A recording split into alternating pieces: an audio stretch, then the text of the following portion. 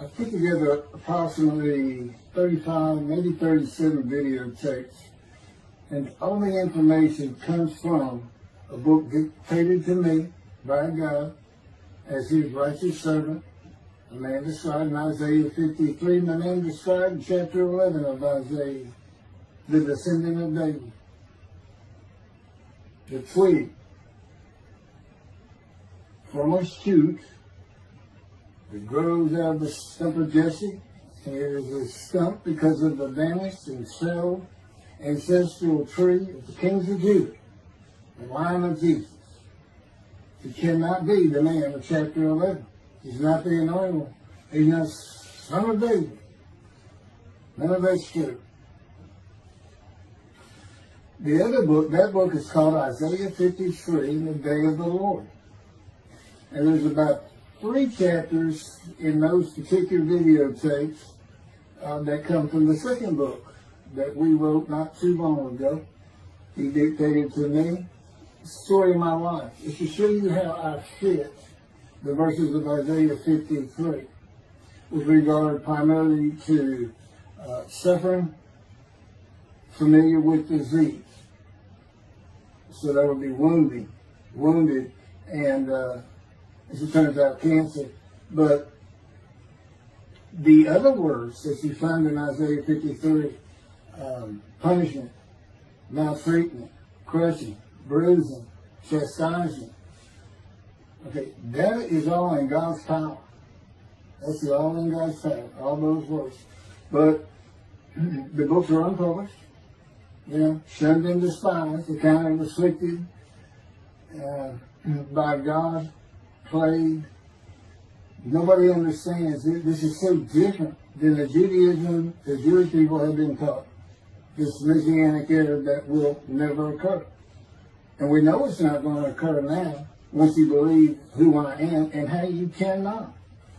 After the mountain of evidence I have presented that is in those books, just as Moses today would have to say, well, look, I wrote Leviticus. You think I just came up with that? You think I just came up with all this information? That I know how God speaks through an angel and who that angel is? Moses walks by a burning bush that's not consumed. The angel of the Lord's in the bush and God speaks. I'm the one who explained that to you. I shouldn't have to go any further than that. The God says the rabbis, the shepherds, they never listen to my prophet. They think they know everything. Well, I'm going to keep showing that they don't. This is primarily for the people who listen to them and not them. I don't expect them to ever respond. Because by responding, they have to say they've been wrong. Or that's just not what we believe. And so they won't change. The bottom line is they make money on it. That's the bottom line. God had me watch a video of Toby Singer just for this one purpose I'm about to tell you. He said, watch him raise his hand. He raises his hand to do his hair or rub his nose or something, and there's this big, fat gold watch. And this is how you know this is the God of old. He said, look at that. Look at that. I said, well, he does. He died. His skin died, silver died. It might be a silver watch. He said, that's no silver watch. That's just a big, fat gold watch for everyone to see. And he makes his money on Isaiah 53. You guys said, at least that's how he really got going. I don't know. I know he has a radio show. But remember, I'm in the fire of refinement. Everything God does with me is to draw emotions, because I'm going to be emotionless once I get to Israel, for the most part. He'll let me feel what he wants me to feel. But nobody can get under my skin. You can't bother me. Even if I seem like I'm mad, it doesn't carry over to my insides. And I don't think about it any more than while I'm, as they would say today, on a rant, getting on somebody. But I bring his reckoning. I laugh. I tell him, you know what I am, don't you, God? He said, I know you're a lot, man. I said, no, I'm the reckoning. And I am the reckoning. That's what I am. He laughed. Holy Spirit, man. I said, righteous servant, David the shepherd, Elijah, prophet like Moses. I like wrath. What's his name? Wrath. What did he do? He was a reckoning. But anyway, I'm going to go through these early years of mine before God spoke to me. It's chapters 1 through 6. Chapter 7 is God speaks to an atheist, and I've already videotaped that. Walking with God, and something on visions and visuals. So the first chapter, this is what he told me right down, birth and tragedy. I was born in Bryan College Station, Texas on February 6th, infant, the Holy Spirit, yes. I could get asked me before I started. Yes. Oh, this is only for the people who come to believe in me. I don't expect anybody who's been viewing these materials and, nobody's really subscribed in a handful to be believed. Again, I can't imagine. I don't know what you people want. I don't know who you think's going to come to do something different. How you going to know who David is? I mean, according to Judaism, there is no description of him. How you going to know who he is? All this being presented, and I know Jewish people are seeing it, only 60% of the views are coming from the United States. Now, I don't know if that means 40% is coming from Israel. Probably not. You got Canada, that's a big follower on my WordPress site. And really just all the countries of the world at one time or another have looked at some of this information as I wrote my blog, and the blogs became chapters. But I'm assuming some Jews have heard of what some man is saying he is Moshiach. And they're watching. Well, this is for those who come to believe. The people who want to be the witnesses, the many made righteous. By my knowledge, there are things I can tell you that God would have me say to you. So, this might be bored to tears with others, but it does show suffering, pain, and emotional pain, my background, and just who I am. Not just some kook out here. People say, well, you're hearing voices. Listen, I was a lawyer. I didn't even do criminal law. I've seen some of these people who hear voices. I promise you. That's a person who should be hearing voices when you just see them and watch them for a couple of minutes. That's not me. Excuse me. Okay, I was born in Bryan College Station, Texas on February 21st, 1957. And that's interesting because that's the year the first satellite went up. Russia sent up Sputnik, which is really 3 different satellites, and all together they were called Sputnik. That is considered the dawning of the age of the internet. Now, I've asked God, how did you select me? How did I be blessed with this and learning all these things with this crazy life that I've had? And but he won't answer me. He's John Poker, this Poker guy, he's not going to talk. He's not going to change his expression or anything. Or me getting an impression that he is. And so I tried to come up with it on my own, and that is where I saw it. I said, because I know how important the internet is to this. It's the only way to get things worldwide, and all the teachings that have come through it. I didn't know, I'm 63. I'm not like the young people who can just text messages without looking at them, and all that. But he's taught me everything. He taught me how to set up Facebook, Twitter, you name it.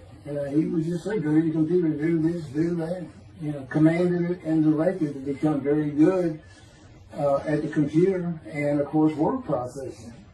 I'm a regular secretary, except I still henpeck with one finger. I used to. But God says that to show you I have perfect use of this disfigured right arm. It just doesn't have muscle in it, and my shoulder showed. Anyway, I was born in Bryan College, and that's where Texas A&M University is. And my dad was attending Texas A&M when I was born.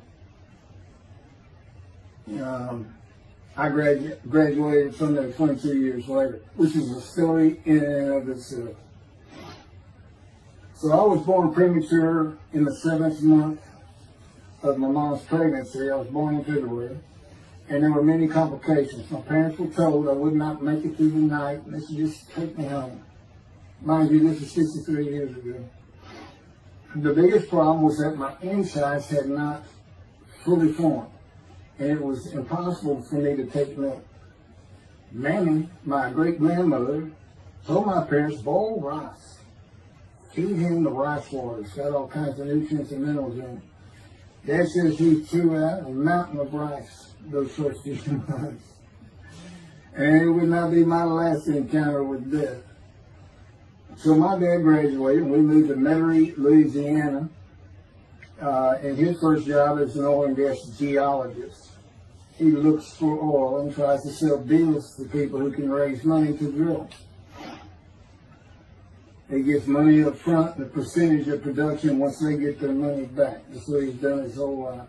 And I became, as a lawyer, I became board certified specialist in oil, gas, and mineral law because I had found it so interesting. As a young boy, I became interested. But he barely had time for us. The other part, I said, okay, well, I was born when the dawning of the internet, so he's got a selection process for 57. And I come from a dysfunctional family. Lots of drinkers, lots of fighters. And on my mom, her grandpa committed suicide. It's tragedy. Earthly tragedy. In the Great Depression, he lost everything. He owned land in what is now downtown Dallas. But then when she was about 4 or 5, her mother went down to the Market Square in Crockett, Texas, small East Texas town. Everybody has the courthouse in the center of town, and there's streets on either side with stores. She went to the hardware store and purchased rat poison. She hadn't gotten hardly out the door when she opened it and took it herself. Died right there on Main Street in the middle of the day in a little small town. I don't know how long that would have been. My mom's 85 or 6. She was 4 or 5, almost 80 years ago. So I'm sure it was quite an event. And her dad took her and her sister's about 2 years older, to Metairie, and not Metairie, to someplace in Louisiana. But could have been Baton Rouge. And her father became a elevator operator. And you can still find this in Houston when I was at law school. I went to law school downtown Houston, but South Texas College of Law. And at the courthouse, they would have somebody sitting in there on a little stool and with a lever and take you up or down, take everybody up or down. With all the lawyers coming in for the court cases, it was packed. I'm sure they've done away with it by now. But that's what he did. And they found him one day or night. He had taken out a pistol, he shot himself in the head and killed himself. So now she had suicides on both sides of the family. And her father's brother took the 2 girls in. He actually adopted them. And she was about 10 or so, I believe. She's with him out in some shack in East Texas. And, there's not any phone in this place. And he took a shotgun. And I'm sure he'd been drinking there, all known for it. And blew his head off right in front of her. I mean, that's all the circumstances I know about it. It doesn't sound like a good scene at all, but it scarred her for life. Okay, we've been taking care of her from the get-go. My father amazes me to no end. What he has done to care for her. See, they knew that was his sweetheart. Eventually, now at 10 years old, that's who he married. And they're both from Crockett, Texas. Small town people. I still take care of them. They've taken care of me for 10 years. Got to me from society. He made me quit law. terminate my law license in Hawaii and Texas, and put me into poverty. I've been in poverty for 13 years until I just now filed for Social Security early. But I give them more than 90% of it to make up for everything they've given me for 10 years, 13 years. While I'm in God's fire of refinement, learning everything I need to know. And I have learned much. There ain't any question.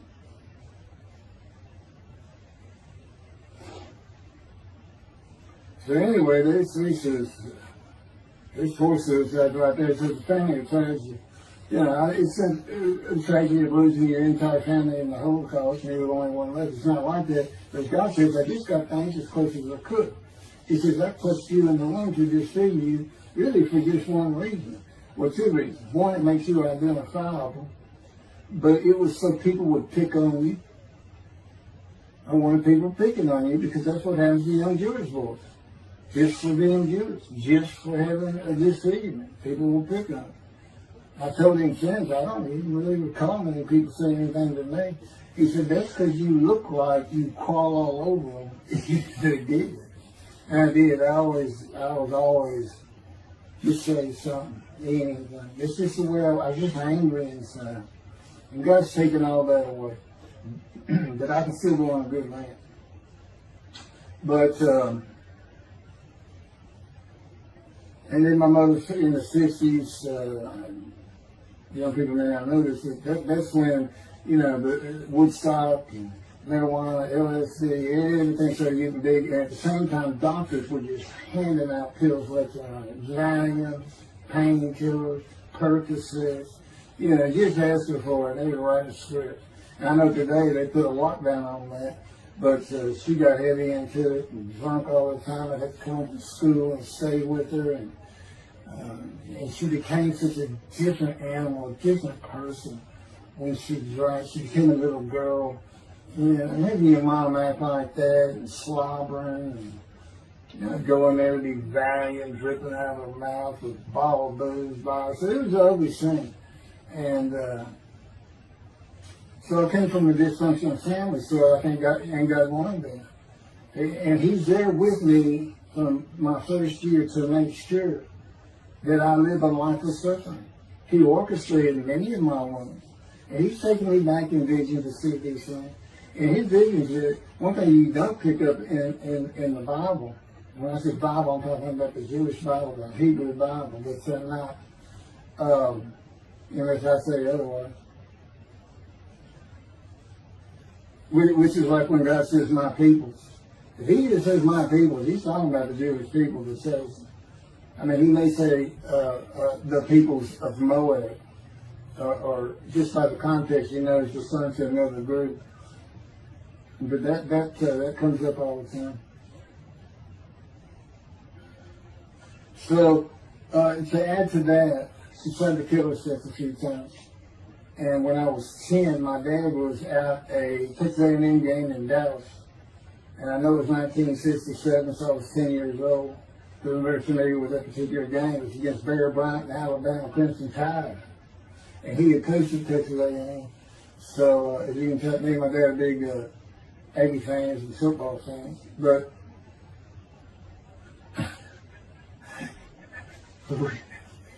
I had them shared with me to see those games in Israel. Somehow my coach checked them. He said, we'll get it. I said, we'll get it. He's so funny. I don't know where my sister and brother were, but I heard some noise and I went down about 1 or 2 in the morning, and our stairs curved and there was a little bay window cut out, and I looked down out into the living room and she's wearing newspapers on. And just sat there watching. Didn't know what to do. And she got down that paper and took out a butcher knife. I razor blade, a butcher knife, and opened her wrist up. And this happened again years later when I was in high school. She opened her elbow up, and that was god awful. I don't know. But before she bled out, my dad opened that door. I sometimes think she knew he was going to be there. Shane would probably save her, but it didn't look good, and I hated myself trying doing something. Maybe that's why I was so angry. Anyway, because I didn't do anything, I just sat there. I couldn't move. I don't know. I don't even know what I was really thinking, really. But I tell you what it is. It told me how much her uncle blowing his head off must have done to you. That must have really hit you. I had nightmares my whole life, but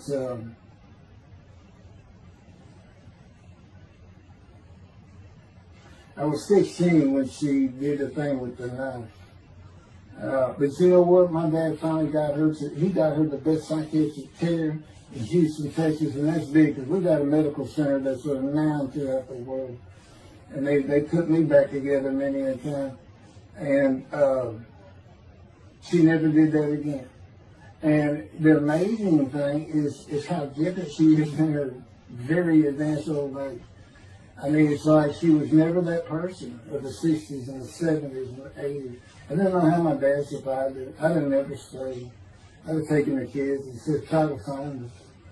But he's not out there. I've never seen two people who love each other so much. It's crazy.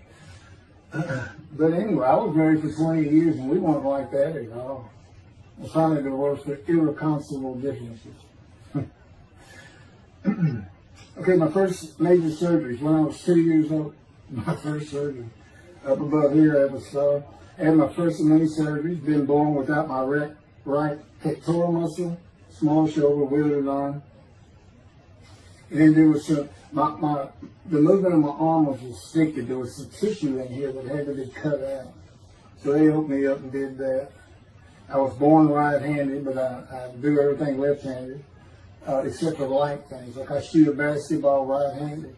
I throw a ball right-handed. Darts, things like that. But bowling, I'm left-handed. Yeah, anything heavy. And I was quite average. If I had two good arms, I'd have probably been on scholarship. I was already offered a partial scholarship at a small school for track, even with this bad arm. But I just didn't have the fast start. You got to have two strong arms just pushing out in front of you. But I was some kind of quick and fast.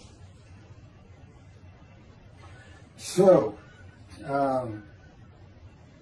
we moved back to Houston, to a place called West University, a suburb. And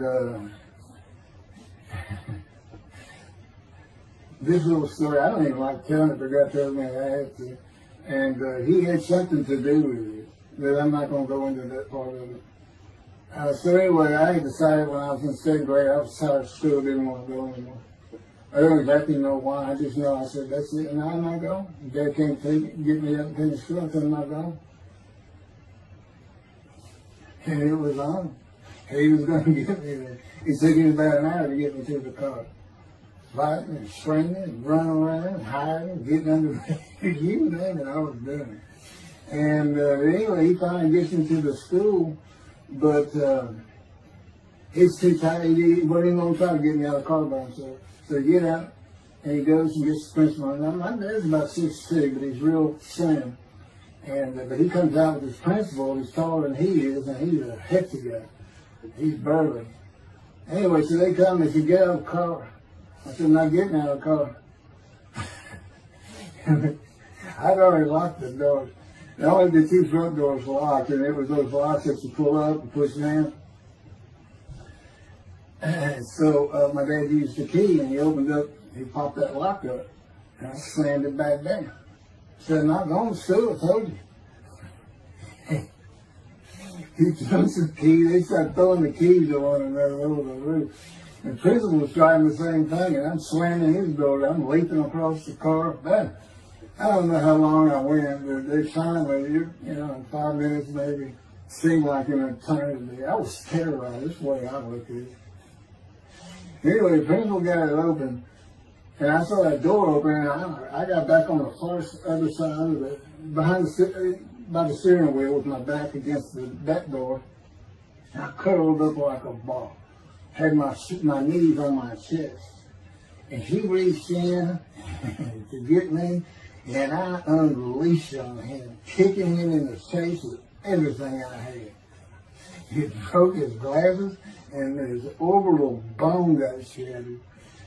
So, That wasn't my first principal either. There's another one. So, but anyway, so they carried me in, and it was very embarrassing, just crying. But again, funny thing, nobody, because I stayed with this same group for 9 years, going to West University and the junior high there that you go to. Nobody ever said anything to me about it. And I knew some of those kids that were in that class.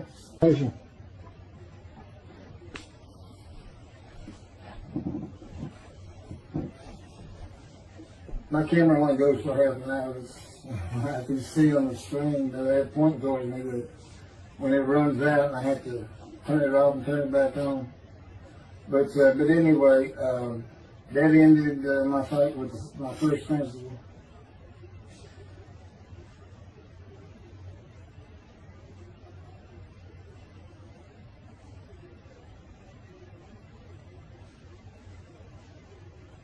Yeah, here it is right here. I had me put these together. In the 10th grade, the principal of the school told me to cut my hair. You know, I had long, blonde, wavy hair, well past my shoulder. Again, this is, I graduated high school in '76, and this is in junior high, so it's in the early '70s, but it felt like the '60s still. And I kept in a ponytail. It was neat. It was a school-wide policy. I think I was one of the last people to cut his hair. I was hiding all the time. I was always on the alert for the teachers that would send me in. But I went and got it cut. I told the barber right at my collar. Sat there in the chair, cut it right at my collar as I was instructed to do. And then I was commanded to return to the principal's office. And so I presented myself to him. I sat down in the chair in his office, and he gets up, walks behind me, and grabbed me by my hair, back of my head, and jerked my head back fast. And said, "It's still over your collar." Now, I don't know if I did a backflip out of that thing. I can't really recall. But what I do recall is it took 3 people to get me off of him. And I was permanently expelled from school. Which ended up me leaving home. It wasn't a runaway. I'm just out of here. I'm tired of everything and everybody. I ain't going to school ever again. Hate school always there. That was me. Yeah, they had to pull me off of him. I understand through a friend of mine. He said, "You know, my brother went to that school. He has some stories about that guy." So I said, "It wasn't me. It was him." Second major surgery came when I was 12 years old to try and repair my right knee and just below it. I was on full speed in a field. High grass and weeds with a family dog. And God says he had something to do with what the dog did. For no apparent reason, just suddenly he was running at my side. And he just bolted, he just stopped going straight to the heart of the left and went right between the legs. I go sailing in the air, and I came down on my knee. Except my right knee came down on a broken Coke bottle, Coca-Cola. And they used some thick glass back then. It was split nose down, way down. It was all broken up, but it was the bottom all jagged at my knee. Just, you know, they said it went to the other side of your knee. They said, "You got that whole field in your knee." But when I got to the hospital, I sat there for a long time. The first officer came in and just told my mom, "I'm sorry, I'm in the room, you know." He said, I can't repair it. It's not repairable. We want to take it off. You can't use it." And I already knew that, because as I started screaming and yelling for my dad, he finally came back. This field was behind our house. It was a chain link fence, and in the field. And you know, my dad finally heard me. He got over. He saw the blood, and so all of a sudden he scared to death. I'm going into shock, and he got me to put my arm around his neck, and he said, "Can you walk on it?" And I tried, and it just collapsed. It was useless. It was awesome. And then I had to climb over that fence. And my mom was going crazy and screaming and crying. And he had to go take care of her. I'm sitting in his bathroom, my leg all opened up, and I'm just getting sicker and sicker. Nauseated, scared, I was a cripple. And but anyway, they get me down to the hospital. And just, like I said, first I was really just like, I don't know what to do. And just right then, and God said he knew he was going to be there. This doctor walks by, and my mom recognized me. And she goes, Dr. Kane. And she runs out the door. Well, this is Dr. Kane. Her nanny that I mentioned earlier, in her old age, very old, maybe been in her 90s, I don't know, late 80s, but living with her sister, broke her hip. And this doctor repaired it. This is a long time ago, people. Repaired it, and she actually walked again with a walker. I remember. But that's who this doctor was. And she said, my son, they're going to take his leg out. You've got to come look at it. And this Dr. King actually became the medical doctor for the Houston Royals. He repaired me and then before and after me. I guess that's what he specialized in. But he was at the hospital just to do rounds. He wasn't dressed for surgery or anything. But he came in that room, and I mean, he was livid when he looked at my knee and knew how I'd been there for like 5 hours at this time. And he just started barking orders about getting me prepped for surgery, and he takes off to go get prepped. And they literally ran me down to surgery in Montgomery. I mean, they were trying. This kind of fear he put in everybody. Anyway, I was in the hospital for weeks, and I woke up with my leg. I was glad of that. They had a cast in my hip to my ankle. And he told me, when I finally was being released, he said, if you put any weight on that leg, you'll never walk again. So, I can't remember, 6 weeks, I don't know how long it was that I had that cast on. It wasn't my first cast, it wasn't my last. Or maybe it was my first. Maybe it wasn't my last. That's another story. We're not getting very far. There's 6 chapters, I'm barely getting to the first one. But what I'll do is I'll just do 6, just like I did with Isaiah 53. I did 6 or 7 videos, 7 I thought, but then I joined them all together and put it as one video, the definitive commentary of Isaiah 53, which comes straight from God, by the way. I mean, you can contest what I'm saying all you want, but it makes perfect sense. For the first time Isaiah 53 is explained. And how did I become the smartest religious dude in the world who can see that?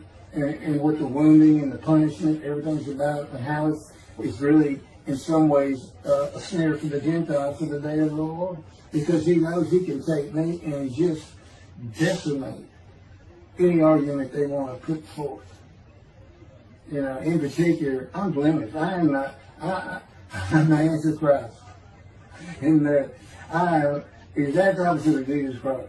Okay, he's so smart, he was keeping the synagogue at 12. Supposedly he was a perfect, beautiful man. I'm just figured. Now, I'm not bad looking, but I'm not, I'm not Brad Pitt or anything. Anyway, it's sin, I wasn't a visual sinner. I was a good person, I was good to other people, I was very compassionate. I said there was already a lot of humble in me. I didn't laud myself and the things I could do over others. Like being the fastest guy, top 5 at school, and the fastest in the neighborhood, I didn't brag on myself. But as he took me back through my life, and informed me when things were sin, it just seems like I touched on all of it. And if murder in your heart is actually committing that sin, as the Christians say, I don't really go with that, but there's really not much I've missed. So I'm a sinner. Jesus would say, well, I'm a sinner too, I'm lying. All you got to do is read the scripture in the gospel, you see why I'm lying. That's easy, and I came from a banished line. I thought I was the man of Isaiah 53. I thought I was going to be exposed to death, but given long life. This is what he would tell you if he was here. He said, but you know what happened? They crucified me. And on the cross, I realized I'm not that man. This is an exposure to death. This was like a sure thing. Father, Father, Father, why have you forsaken me? That's Jesus Christ saying, I'm not the man of Isaiah 53, and I just figured it out. That's what that is. Has God sometimes? You sure you didn't have that written? Why on earth would they write that down? They forget about it.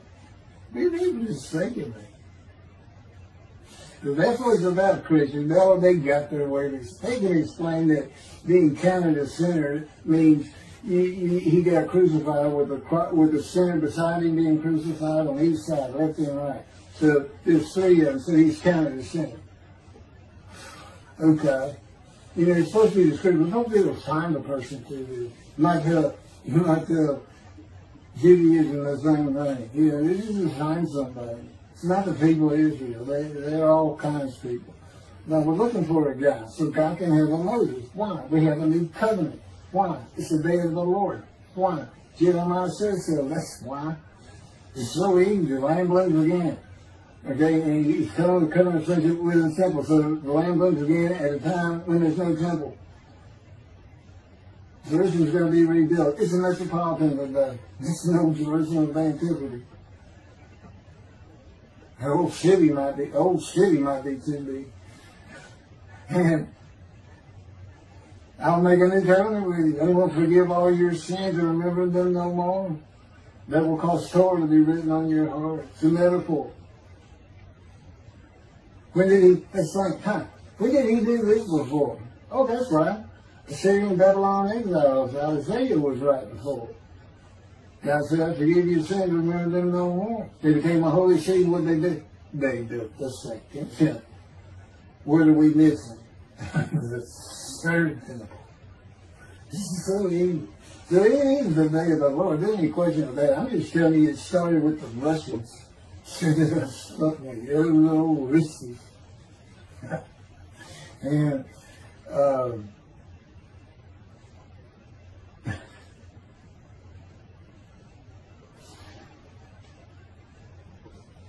he's bringing the covenant, but he's got to have a Moses. He's sent a prophet like Moses. So he was saying, it's Joshua. No, it's not.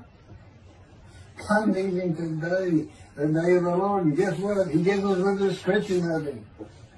He knows this is a time of secularism, reliance on science and medicine and doctors. And you got so many more people who the only book out there is not the Hebrew Bible. There's a lot more books in it. You know, there's all kinds of distractions, television, cell phones, computers. You know, back then, you know, you just sat around and said, what do you think God's there? I don't know. We can send some rain. You know, it's just, because it was easier to get them back then. But here it is. It's here. And God said, you see why I put Shunner and the spies in there? Because for a while I said, God, you know, this is before we really got the books done and everything. I said, I'm just sitting in a room. I can't really tell anybody Shunner spies in that. Counting me plagued, afflicted, by God and everything else. He said, well, how you feel now? Well, we've been putting all this on the internet, guys, that just sounded inspired. Yeah. I can say, they know. There's no question this ain't gotten back to those two. I say, you keep attacking them like this, and I'll be certainly sure, just in case I'm wrong. But, because he won't actually tell me, he won't tell me anything, this is a rule of thumb, he won't tell me anything that I cannot find out or become knowledgeable on or informed on of my own, which means about nothing because we're in a room all the time. The adjunct of the Holy of Holies is what I call it. I live in the Holy. I'm like the priest who can go, the only person who could go into the Holy of Holies was the high priest. And that's what I'm like. As a matter of fact, God had me write down, just as he had David write down, there's Psalm 151, where God said, it's on a video, where God is speaking, where the Lord came to me and God said, quote, and within that, he says that he declared me. We actually used the song where he declares it for David. He declared me an eternal priest in the order of Melchizedek and King David. and a rightful king, small k, and a rightful king. And he also declared I'm the righteous servant. I mean, that's God talking. I mean, he's using it when he dictated to me. It wasn't, to be written in my personality. That's him. That's him doing a new song. So, because he does that. Even in the writings, the person doing the writing, whatever prophet it was, or Moses, or David, if he wrote Samuel 2 and Kings 1 until he died. As I said, God says, look, just assume the central character is the one I had right. Because their lives change when I come to them. Just like mine changed. This is not anything I could have ever conceived or even bothered thinking of. I had never read the Bible my whole life. If he hadn't told me we're going to the bookstore and get you a Tanakh. That was 13 years ago. And my answer was, what's a Tanakh? I didn't know anything. And look at all this knowledge. But this is it. This is the only power he's going to use in creation. He's not going to perform miracles. He's not going to have me performing miracles. And he's not. He said, the only power I'm going to use is on you. What I can get you to do.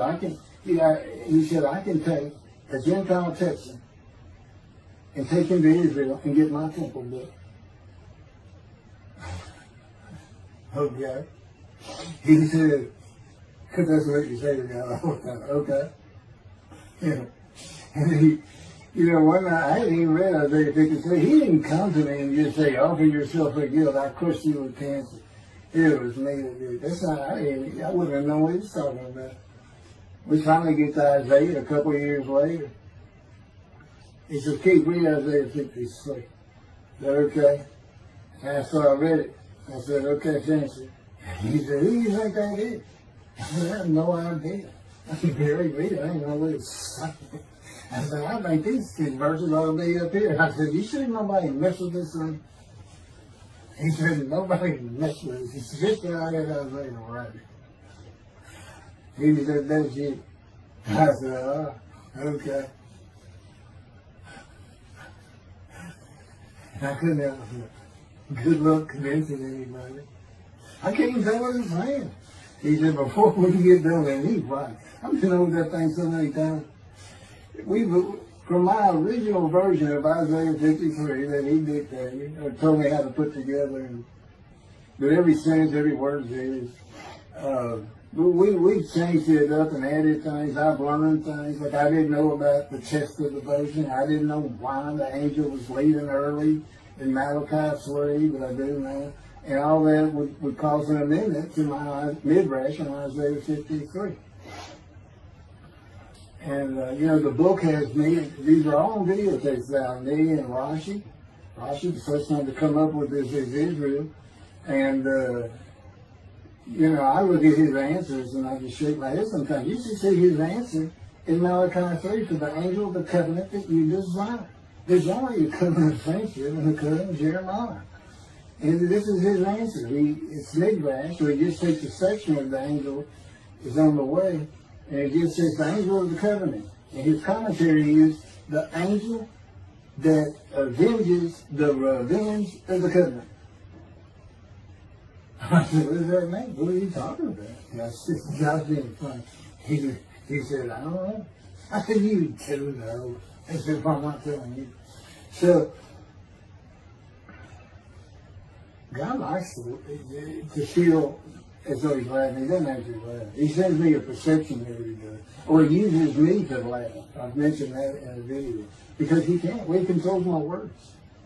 I learned that in walking with him. Just one day, I'm talking out loud as we go. I'm discussing man and divine beings as though I had a sermon I was giving or a speech to somebody or a seminar. And I'm rolling, and I can tell he is really making this thing rock. He's taking it from here to here to here. And we're going. And I'm going. And all of a sudden, I use a word or a couple words that I simply don't use. And they're not what my mind was even thinking of. They just came out. And I just stopped. I said, did you do that? I didn't even say, hey, did you just make me say these things? Because I know you do. I said, did you do that? He said, I did. He was almost indignant. I did. I said, okay. Anyway, that's where it all started. Now I know. Okay, here's who that is. That's the Holy Spirit. Using me. He doesn't sound like that. But he'll use words like that. So he's getting bored. They like to cut. Let me just say this. This is part of God you don't know. It's not all the time. It's sometimes we do tend to get kind of silly in here. But, they do things after a while. I'm like, I feel like a kindergarten teacher, and I got two of those kids that you just shake your head at. You say, this is a handful. These two, nothing but trouble. Always throwing around, looking for a laugh. And the Spirit's always working in heaven. There's God laugh, as it were. Again, he doesn't actually laugh. It's a perception that's his emotion. If God has any emotions left, because worrying about other people's pain is not one of them. He made that clear to me. I don't care about your pain. And just saying it makes you mad. He says, he'll draw in. And he do so many times over and over. He says, this is easy because now it irritates the fire out of it. He just started. I said, how do y'all keep doing this? And one day I told him, I said, I got it. Which means it actually came from them. I got it. You never grew up. You never got sent to your room. You never had to climb that mountain to achieve something. Put yourself out there. Nobody's ever hoped you. He said, I said, that's what it is. You never grew up. That's what it is. Yeah, I'm dealing with the child guy. That's what I'm dealing with. Help him argument. And then he came down as mean, very serious and mature guy. And I didn't bring that argument up anymore. But that's how it gets to me sometimes. It's an incredible life. For me, I'm not going to get to them. I get to them at the end. I'm getting close to when I got shot. I thought that was a new chapter. I was not. Well, I'm going to put it, this is getting long. Anything over half an hour, we try to stop. My Isaiah 53, 5 hours. But, I watch it all at one time, of course. He doesn't hardly let me watch it. Yeah, I don't even watch them before they get posted. He said, no, you watch it later. Because it comes on the TV that he got me. I didn't know at the time it was going to be, that he was serious about doing videos, and I certainly didn't know about making it a backdrop. He decides everything. He tells me when I eat, when he gets up. I don't sleep probably at all, 2 or 3 hours a night, and sometimes less, and take a half hour nap sometimes. But I found out I feel fresh. I don't need that much sleep. He said, you're not really doing anything. Why do you need a lot of sleep? And see, that used to make me mad. Now it is later. Thank you very much for listening. I'll pick this back up on another video, and eventually I'll put these first 6 chapters, just like I did Isaiah 53, because it's a book that he dictated to me. I can't get it published. I'm going to put it on YouTube. That's why I'm reading it. And as I said, if you don't want to listen to it, don't listen to it. But the information that's in these books and in those videos is, that's not proof. And quite frankly, God said, if that's not enough for them, well, that's just too bad. Utter destruction is what they end up getting. They better learn how to listen to proper. See, it's no different than the people back then. They'll say, well, why didn't they listen to Isaiah? Well, why didn't they listen to Ezekiel? Why didn't they? They laughed at Ezekiel. That's what Rashi said in his commentary. I didn't know it was laughing at him, but just ignored him. Everybody thinks they know it. But in any event, I do know there's one chapter we haven't put in there, and that is recognizing a prophet in a time. It says Moses vouched for Joshua, so he didn't have to be tested. And the problem with all that is, and I think why God hadn't had to put it on video, is that they're looking for a seer, somebody who can see the future. You see, that's antiquity. I mean, that's not what you're looking for today. This is wasn't a seer. And none of the prophets were serious. They just wrote down what God told them to write down. God's the prophet. He's the one making prophecy. And what he does, he doesn't actually just see the future. He walks it through. He says, okay, right here is when they're going to send up the satellite. This is where humanity will be at that time. He can walk it through in his mind. As I mentioned, his eyes, he doesn't have them. It's just his absolute knowledge of all things. He can form a picture of this room. Me, it's in here. He knows every atom of my body. And it's like he does a vision for himself, a visualization. That's what I call when they put pictures in my mind. He says, and he puts it into the spirit's mind. And they're both within me. You know, the big cloud that just came down. If you're sitting in a room with me, it envelops you. But it engulfs me, it goes through me. My little spirit cloud becomes part of the big cloud. That's why God is in his spirit. Here's the elements of spirit, here's the elements of God's presence, his mind. Two clouds, they just come together, they can be together. Okay, God's still one. He created the other cloud. And then in this room, filled with them, my little spirit is like a little cloud that just came in and part of it. That's who I am. That's a man divine being. Okay? No, it's like nobody's really expecting it. Well, maybe it's because you didn't know these things. And now they want, I get the feeling, son means I'm not looking at that. It sounds like a coup. We by faith, by the fundamental principles of fan baptism, the talent, from his diagnosis of the talent.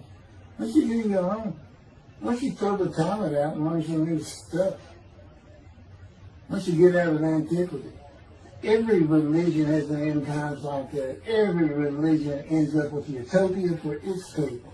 Everybody. Well, don't be like everybody. You're the Jews. Go ahead, let's get practical. Let's have God in our midst again, in a man like he was in Moses. Let's point at him and tell the Christians that is the man of Isaiah 53. Here's what it's about. God said he's coming back. He told us, we're not waiting on him like you. And he said when he was coming back, he false prophesied 5 times. He ain't coming back. He wasn't who he thought he was. He told us on the cross. I'm not the man of Isaiah 53. He tells us. What else was he doing? Well, what did you say? I'm about to die. What do you think he's talking about? What do you think he's thinking about?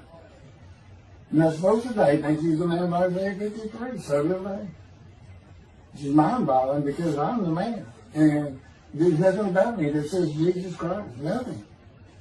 You see him, he cussed God. I cussed him trying to die. I've begged for death 1,000 times. He said, it's not been 1,000 times. I said, it's been hundreds. He said, well, that's true. You have cursed me more than any man in the history of mankind. And he said, and you did it face to face. And I said, you should make me so mad. He laughed, y'all.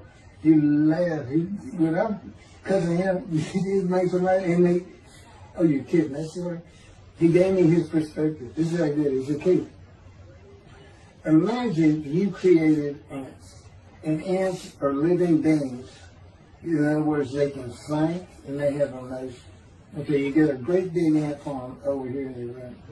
Okay, you decide you're going to get one ant to get all the other ants to do stuff. But you got to get him ready.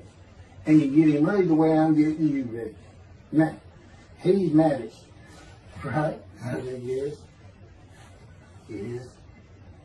He said, now, Magic, I'm always laying in the bed. I got a big table. I got a microwave on. I put my computer on. I got a big fan I like to have on. And he said, look over that table. Now, imagine that ant got loose. And he is pulled up. And he is sitting on the corner of that table. And he is giving you the what for in ant language. I mean, he's going. And he turned around and shaking his butt at you. And he's cussing. And all this. And all you got to do is go bump. And he's gone. That's the best funny way. And it is. And that's how you know, that's what it does to him with me. You know, the spirit wild me up. I call him the troublemaker. Trouble. He's so funny.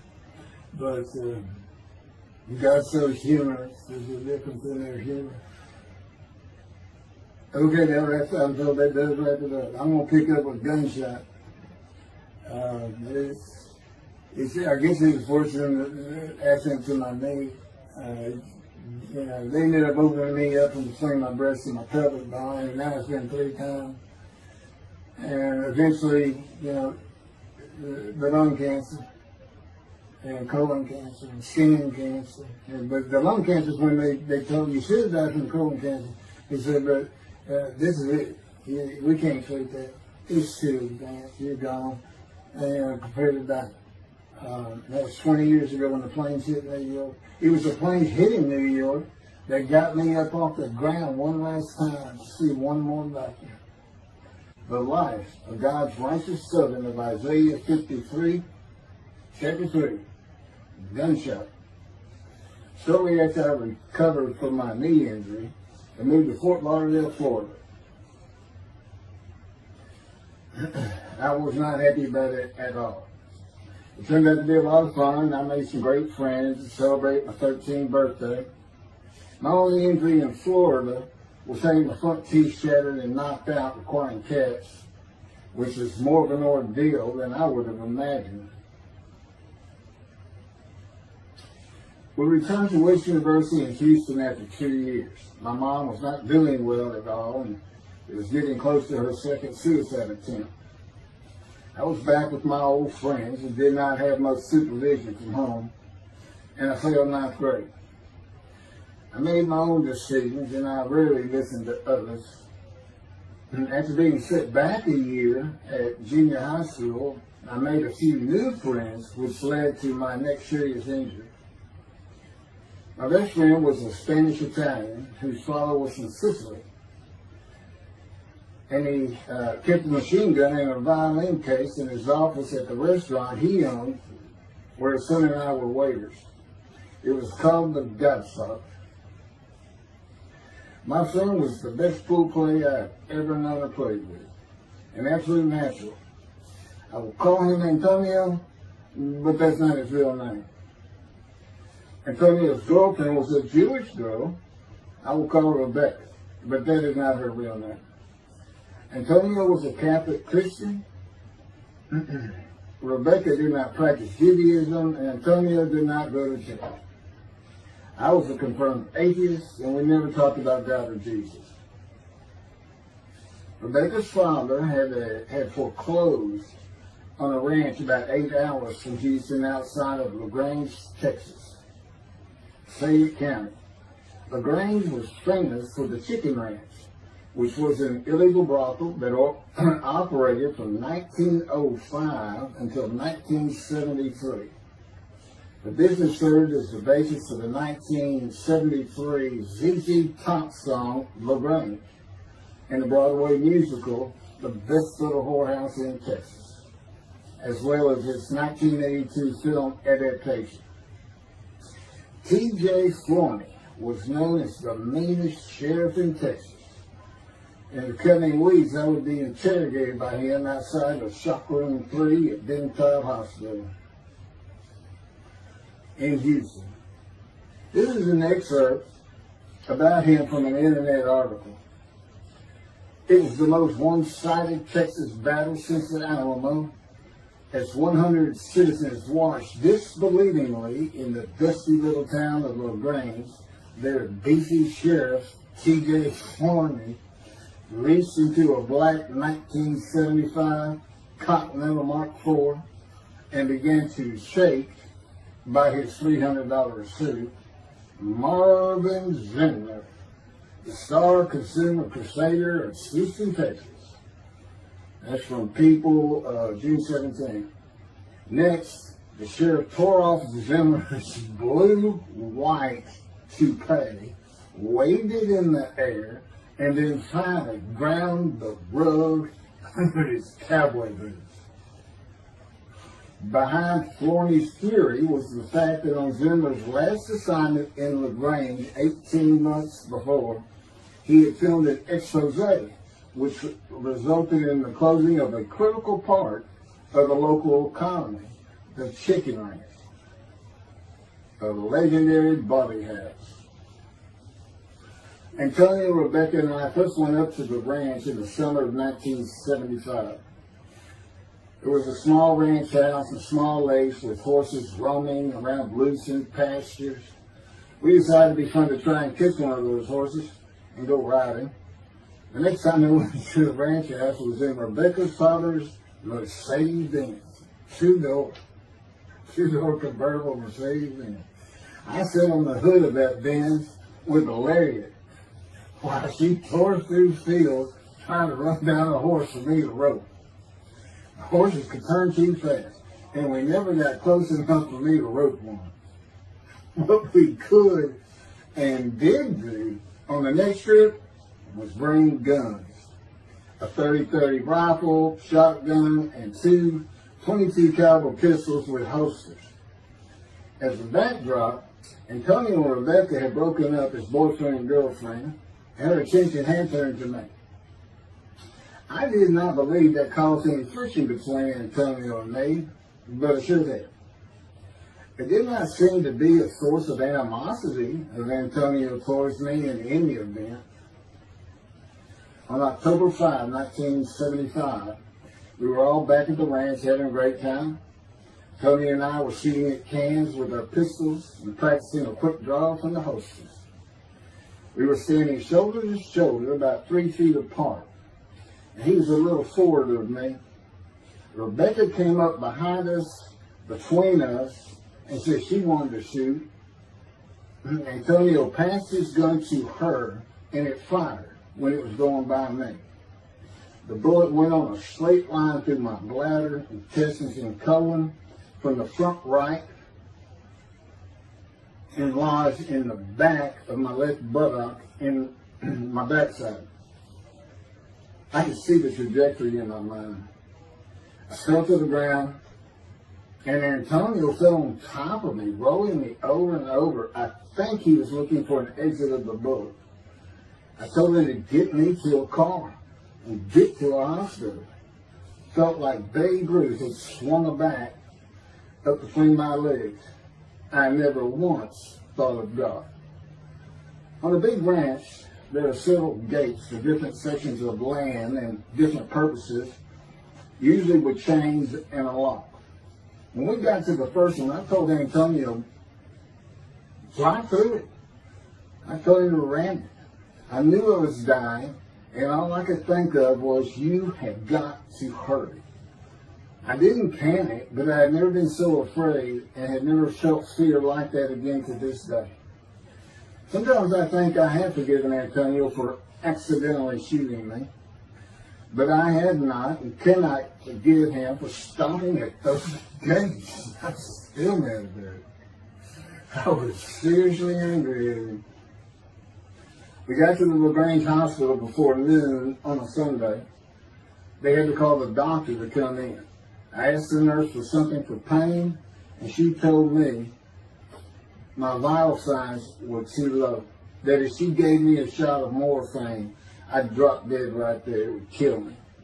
No pain medication. The doctor came and looked at me and said there was nothing they could do there. He told me they were getting an ambulance to take me to Houston, Top Hospital, where they operated on gunshot victims all weekend long and do to this day. It's a trauma hospital. Many young doctors from Baylor University, all around the state. It's a high desirable place to be because you're cutting all. If you want to be a surgeon, you're cutting all day long. I knew one thing with a certainty. I could not pass out or fall asleep. If I did, I would not come back. In an ambulance, I talked to 2 fellows that were tending to me, as much as anything to stay awake. I asked them such things as what it was like to be married, graduate high school, have a career job, but my mind repeated over and over, you have got to hurry. We arrived at dusk.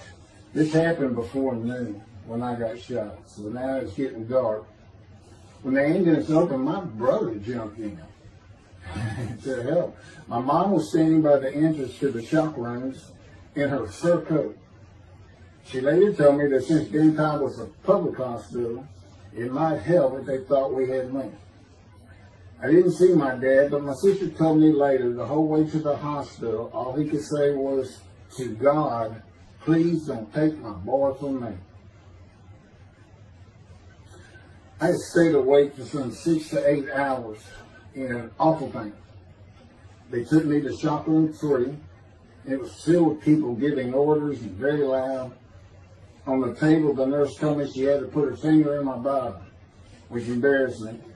And I raised up like a sit-up and saw nothing but blood rushing from my bottom onto the table. You have to hurry is all I could say. They finished prepping me for surgery and enrolled me to a hall in a line of others awaiting surgery. And someone was saying my name, and I opened in to see T.J. Forney, Sheriff of LaGrange. He wanted to know if I'd been shot intentionally, what we were doing at that ranch, did we have permission to be there, and et cetera, et cetera. I told him I thought it was an accident and to leave me alone. I never saw him again. I didn't have to wait long. The orderlies bypassed everyone in front of me and took me to surgery. I awoke in a large room with about 10 beds on my side of the room and 10 beds on the other, with other patients, and I could hear moaning and crying here and there. It took a few moments to remember what had happened and why I was in there. I fell back asleep, and when I awoke, my dad was telling me he would have me out of there into a private hospital as soon as possible. It was the next day when they transferred me to the Methodist Hospital in the medical center, where they had operated on my knee, and I had spent weeks there. I had a hose with a bag coming from my bladder and a colostomy, an opening called the stoma, which is your intestine on the outside of your abdomen, with a bag over it for going to the bathroom. I was out of danger from dying, but still very weak, and I needed to gain some weight. The track team was already getting together, running distance and cross-country workouts provided by the coach, preparing for track meets in the following school semester. I lived about a half mile from the high school. The day I got home, I walked to look at the track. It did not seem possible I could get back in shape. I was afraid to cross the roads to the school. I could not even trot to get out of the way if a car came my way. My insides felt like jelly, and I had been warned that too much physical exertion in the first 10 days could cause a stomal hernia, and my intestines to start extending from my body. I was homeschooled for the rest of the semester by a private volunteer tutor, and passed classes I probably would have failed. The beauty of that gunshot was that it changed me. I was never going to graduate high school, having failed so many classes. So I set up night school classes for the next and my last semester of high school. I was 18, soon to be 19, and a senior.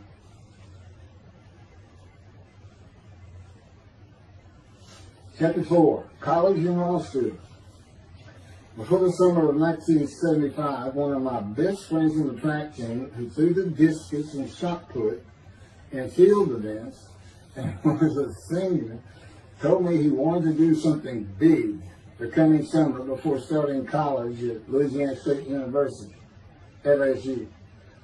I was only a junior and I had no plans for the summer.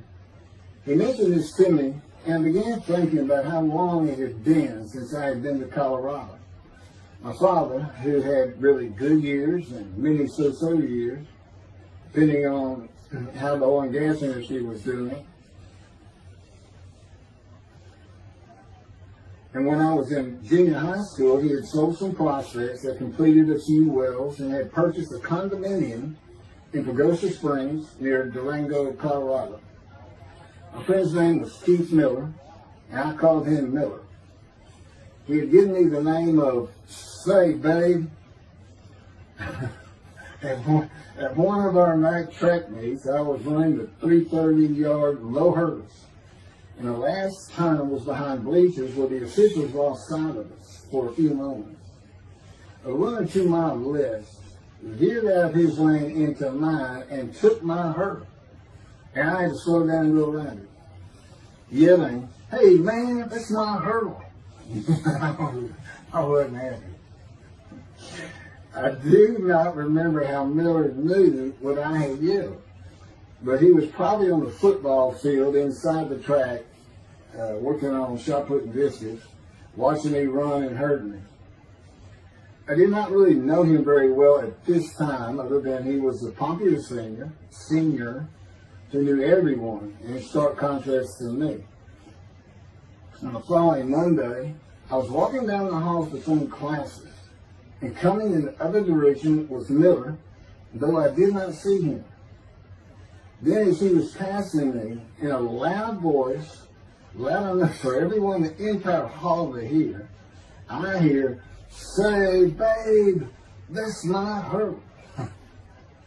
Hence, say, babe. That began a really good and fun friendship, and I got to know the class I should have been in if I had not failed ninth grade. And because I was Miller's friend, I was immediately accepted by anyone he introduced me to. I found out about 40 years later on Facebook. I looked him up and we friended that he's Jewish, and particularly because of his brother. He's got an older brother, and they look just alike. They live up in Oregon. But I did not know that. It's not something we ever talked about. Just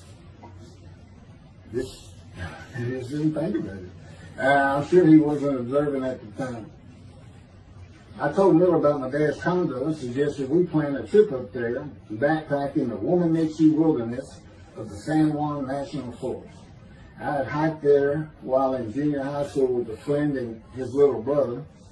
I had a driver's license in my second year in the ninth grade. The prominent 13,000-foot peak is 10.7 miles from the town of Silverton, which began as a silver mining camp in 1873, and that is where I plan to take Miller.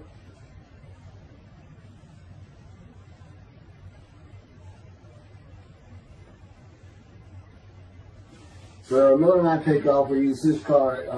As I said, he was getting ready to graduate, and his dad bought him a Toyota. Can't remember the name of it.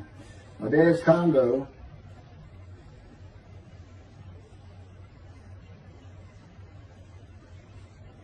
is about 60 miles from Durango, where a train depot is located that runs a train through the Womanichi Wilderness to Silverton.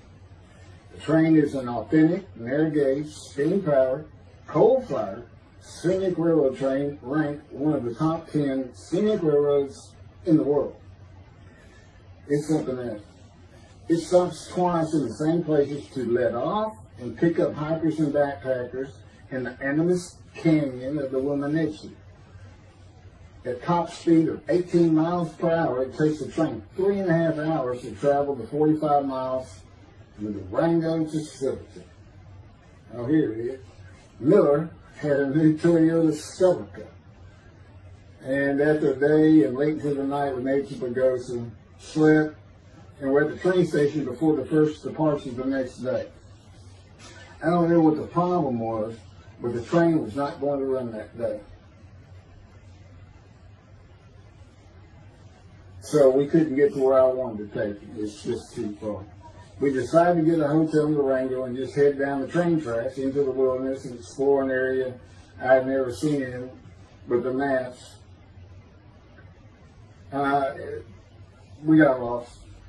And at one point we decided, let's just put these backpacks down and you go that way and I'll go this way. Well, we did that. We went back up and then we couldn't find a backpack. And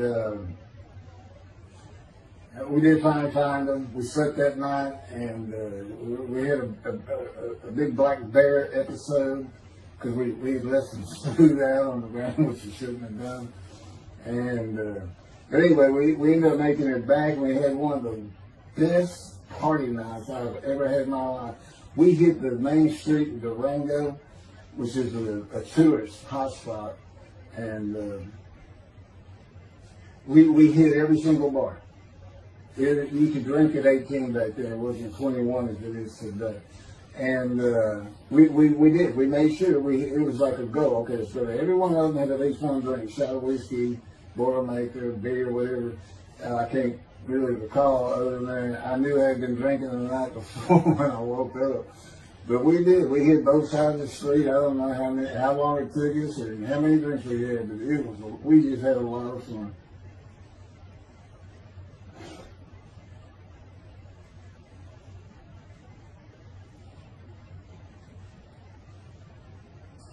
Okay, I'll be coming to chapter, I guess it's 4.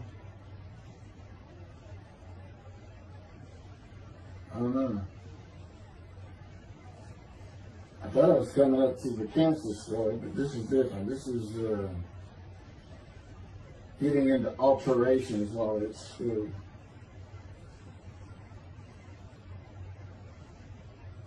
So anyway, I was shot on October 5, 1975, and by early December, so it was October 5, and then in early December, I had surgery again to put my intestines back together, which was, you know, it was dicey. You know, they kept telling me, we don't know if we can reattach. You know, there's people like Bob Hope lived his whole life with one of these stonal deals. And it's just a horrible thing. It was successful. They put it back together, and they removed my bladder tube. The girl next door, who I had never talked to other than to say hey or hello, and who also went to high school with me, had been coming over daily, and she agreed to be my girlfriend when I asked her a few months later. I did my night school and graduated last in my class, or close to it, of over 400 people. In late December, I began running with the track team. Now, I had surgery early December. I already got out there with them, which was difficult. Pulling 2 tires on the cinder track, you know, the rope, 2 tires, and you put a harness around your waist. I had to put mine high up on my shoulder. On the cinder track for a lap and a half, 660 yards for 2-minute intervals, 6 times was the toughest.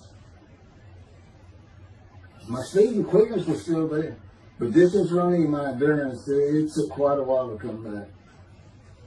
In early February, just about 3 months after being shot, I won my first 120-yard high hurdles race at a track meet that was fast enough to qualify at the upcoming district track meet for the regional track meet. Winning at the regionals would place me in the state track meet.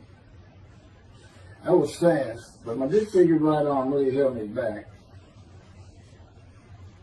Then my heart was broken, and I cried for the first time since I was a child, best I could remember. My coach, who really liked me, he understood the effort I had put in to get back in shape. Called me to his office, and I knew something was wrong. He told me I could no longer be on the track team. I had too many semesters of school to be eligible according to the eligibility rules. It was because I had failed ninth grade.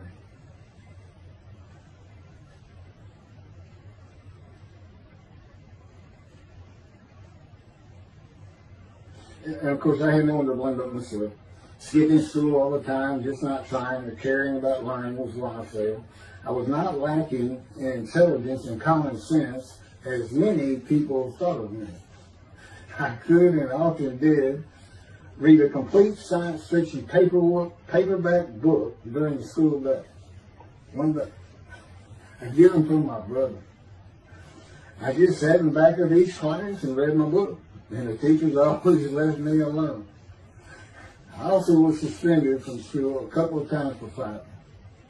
The first fight was in the gym in the bleachers, with the principal on the floor telling us the do's and don'ts for the second semester of the 10th grade. This is 2 years before I was shot. I found out he already knew me by name, and I had never talked to him. The second fight was with the same guy, but this time we took it across the street from the school.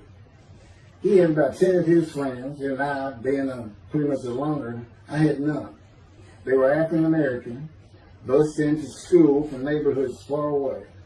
And I just didn't understand them, or know why they even talked to me with words I did not get, like word or say, man, can I hold a dollar?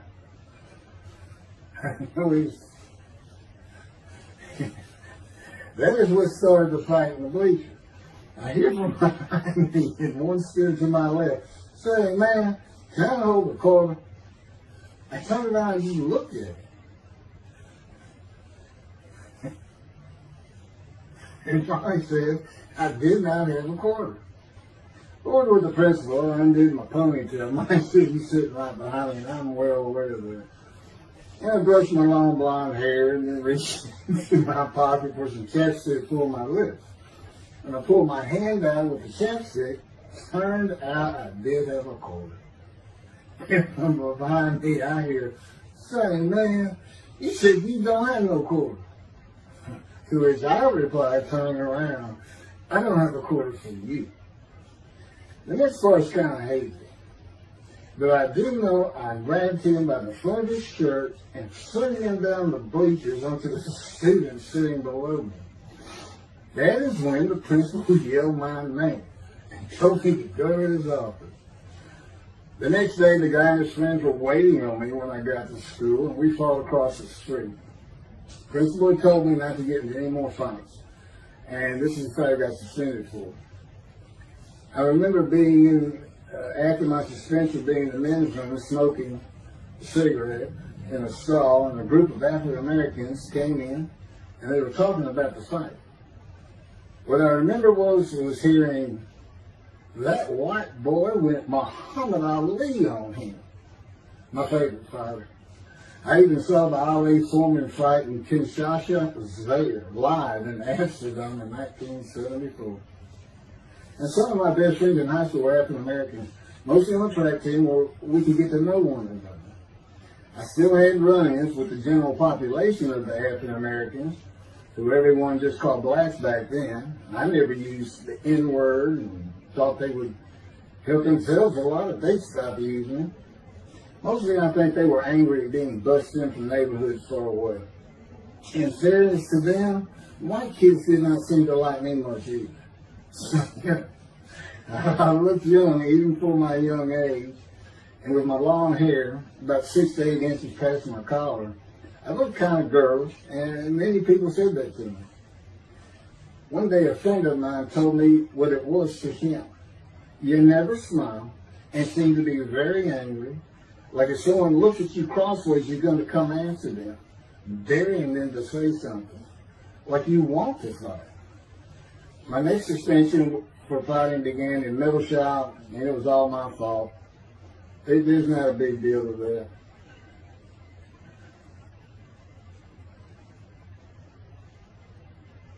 The last fight I was ever in came right before I was gunshot at the ranch. The accident really changed me and the way I looked at life. I never got in another fight after I got shot. It took some of the fire out of me. My longtime friend from junior high school and I were at Memorial Park at night and walked down a train track that ran through the woods, away from the streets and recreation areas. We went to the center of the long railroad trestle bridge that ran over a bayou to wait for a train to round the corner from either direction on a single track. When a train would round the corner, we had to run and jump off the trestle after clearing the bayou. We were drinking beer. As we were sitting, we started talking about the price of gas at 44 cents a gallon in 1975. Anyway, the trains weren't running. We got up to leave, and as we're walking down the steps, she said something about my father and about how to find oil and gas. And I turned around and just hit him with everything I had, with my right arm. And I realized what a stupid thing to do. I called him the Big Sweet. He's huge in all region. His hair was white and long and longer than mine. His hand was the size.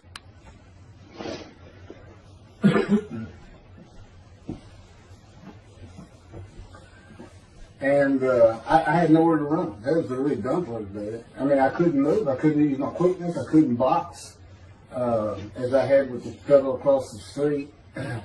And he just took one big thing. He's very athletic. The coaches all wanted him on the high school team, but he didn't want to, football team. And but anyway, he hit me just one time. That was the whole fight. And it was just 2 hits. My measly hit with my right arm. I let it fast, And I hit him when I wanted to hit him. Well, I say that. I didn't even think of that. But he just about knocked me senseless. I mean, I saw red. And so anyway, that was it for our friendship. We just, although after I got shot, he and I got back together a little bit, but by that time I had met Denise next door, and I wasn't going to be going out drinking beer at the special anymore. It was going to get serious, and that's when I set up my night classes and everything. Her big sleeve.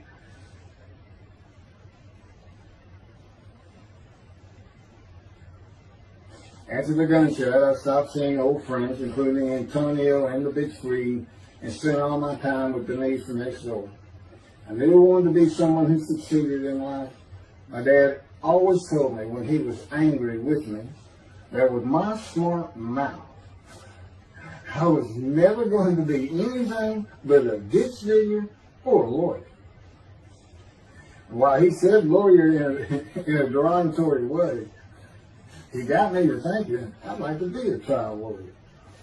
I had to get into college first, and the only school I wanted to go to was Texas A&M University.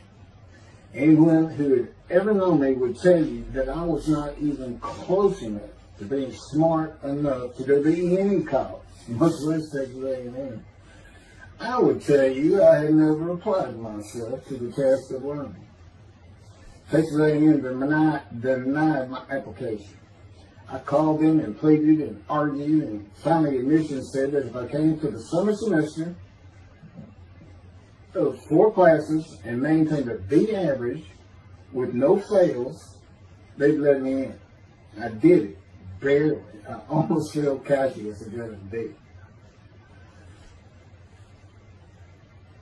Just a quick thing on Texas A&M, because it relates to World War II, which always makes me think of the Holocaust, and how many Aggies were involved in that. Texas A&M enrollment began on October 2nd, 1876, and admission was limited to white males, and all students were required to participate in the Corps of Cadets and receive military training.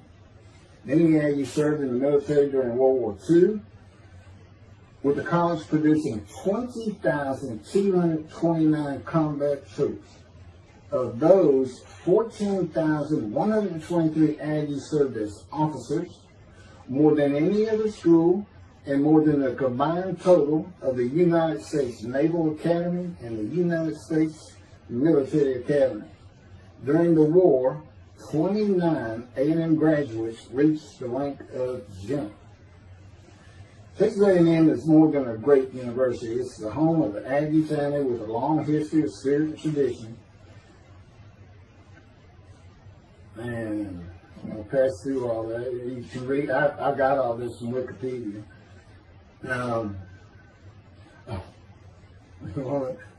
Like Notre Dame, it's a school full of tradition, especially notable at football games and in campus life, drinking beer at the Dixie Chicken.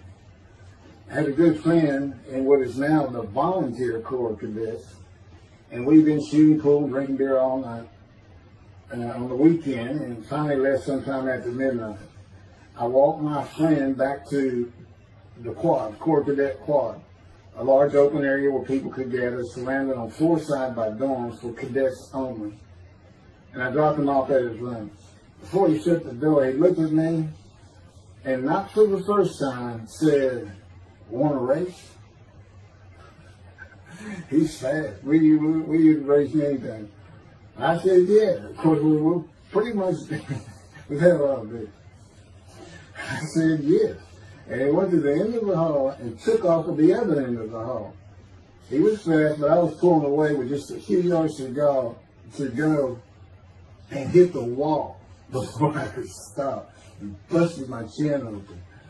Blood's pouring out everywhere, people opening doors. Look, that's what the little guy did to the taller guy. I also sprained my ankle. These are my injuries at Texas A&M. I also sprained an ankle so severely playing basketball with football players that I was in a cast for 6 weeks. Those were my only injuries in the 3 years of A&M. It was the gunshot that changed me, everything in my life. I married Denise when I graduated from A&M in '79. Just 3 years after graduating high school. I went through in 3 straight years. Because I had those hours from the first summer, I just went ahead and went the next summer too. And I got out of, and the average for most A&M students is 5 years. But I went through in 3. And of course that meant I never dropped a class. It also meant I had a low GPA, grade point average. And I didn't realize how important that was for admission to law school. I was denied admissions from every school across the nation I thought I could get into. I do not know how my dad knew about South Texas College of Law in downtown Houston, but he made some inquiries and found out the dean was a graduate of Texas A&M. And we're known for helping each other. We set up an appointment with the dean. I told him of my rather intense home life and wayward ways, and that the A&M had given me a chance to prove myself as a capable student. You know, he hemmed and hawed, looked around the theater and gave me the same opportunity A&M had. 4 summer classes, D average, and no fails. I did it. I was terrible with chemistry and math, but it turns out I had good reading and comprehension. It's probably from reading all those science fiction books in school. I graduated in '82, and I did great on the bar examination. Chief Ellis McCarty, attorney at law. Who would have believed it? Which reminds me of verse 1 of Isaiah 53. Who can believe what we have heard? That's what any of my friends would say about me getting out of law school. Much less what's happening today. You go find somebody that knew me in high school, they say, who? Oh, that can't be straight. Get out of here. I know him. Forget about it. Chapter 5. 27-year headache. I'm going to pick up with that on another video. And then that'll be it. I have some general comments. 5 and 6. I'm not sure what 6 is. Yeah, 27-year headache. I'll go ahead and mention God in one of these actions. And I won't say anything about the dog who took a hard left between my legs.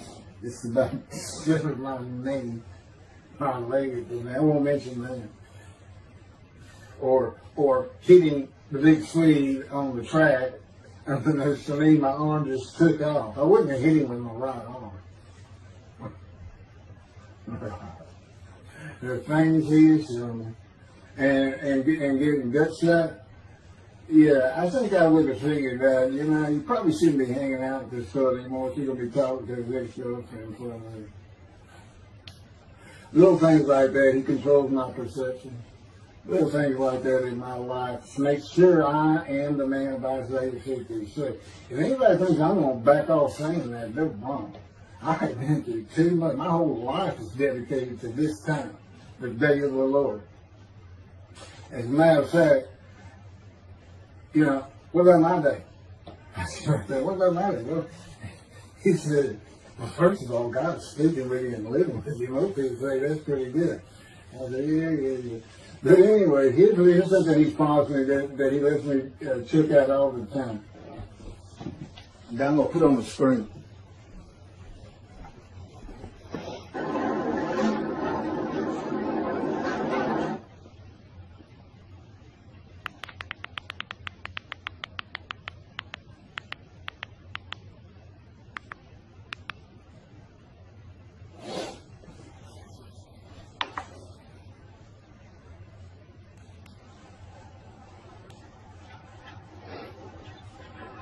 The radiant GP cycles, shorties, slip-ons, cold startup.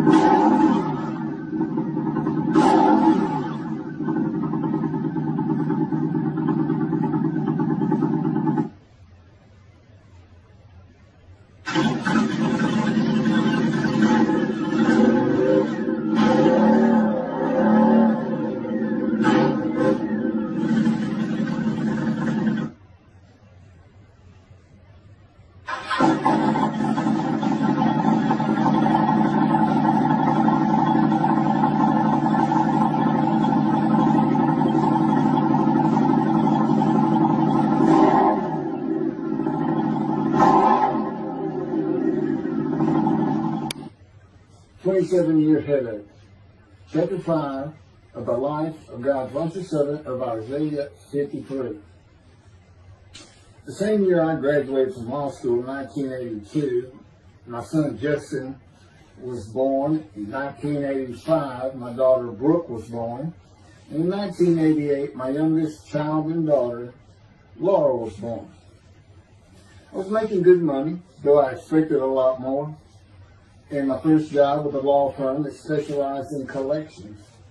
I also tried my first civil case, which, while working there, which was a nerve-wracking event, first trial. The first day I entered the courtroom, the judge asked me if I was a law clerk. I had a very youthful appearance, though I was 28 years old, not 20, common age for a law clerk. My youthful appearance in junior high school and high school with my long, wavy blonde hair I usually kept in a ponytail had way too many people tell me I looked like a girl. It is interesting, though, at least to me, not one person in my entire life has ever said anything about my disfigured arm. I must have looked like a girl who would beat on you if you did it. When I got mad, there was no hiding it. You could see it in my face and hear it in my words.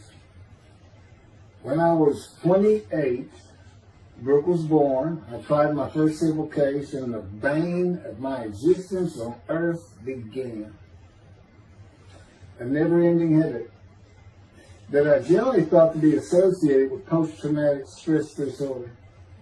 I had terrible nightmares from my youth, but now I seem to have begun grinding my teeth, causing the temporal mandibular joint, TMJ, to ache terribly during the day, and the whole side of my head, the muscular, I don't know what you call it, but underneath the skin of the skull, was always real tight. A tightening of the muscles. It was difficult to even talk to people at some points. For 27 years I had that headache. I tried everything. Even surgery on the TMJ. And another surgery where the doctor severed my upper jaw and then trisected it from my skull and spaced it to fit my lower jaw. All to know that I could not stop the nightmares and the grinding of my teeth. Mouth guards helped my teeth, but the pressure was still there. I literally feared going to sleep. I didn't want to wake up the next day sometimes because I knew how bad the pain would be there again. It completely ended my dream of being a trial lawyer. So I got an associate position in an oil and gas firm and began learning how to prepare title opinions for oil and gas companies on tracts of land they plan to drill on. Basically, a title opinion is you start from sovereignty, which is when the state granted the land to someone, usually great, large tracts of land, and from there you get parceled out and cut up, and I'd be chasing one small tract within a very large one almost 200 years ago in the early 1800s, and I would have to create genealogical charts of heirship, for people who died without a will. And they had to know who the family members were. And I got very good at it. And I really enjoyed it. I did a small towns throughout Texas and into their courthouses where they would keep all the records of every transaction, of every piece of land in the county. But anyway, there's an awful lot to it. I do go into it in some detail in the book, but I'm not going to for this video.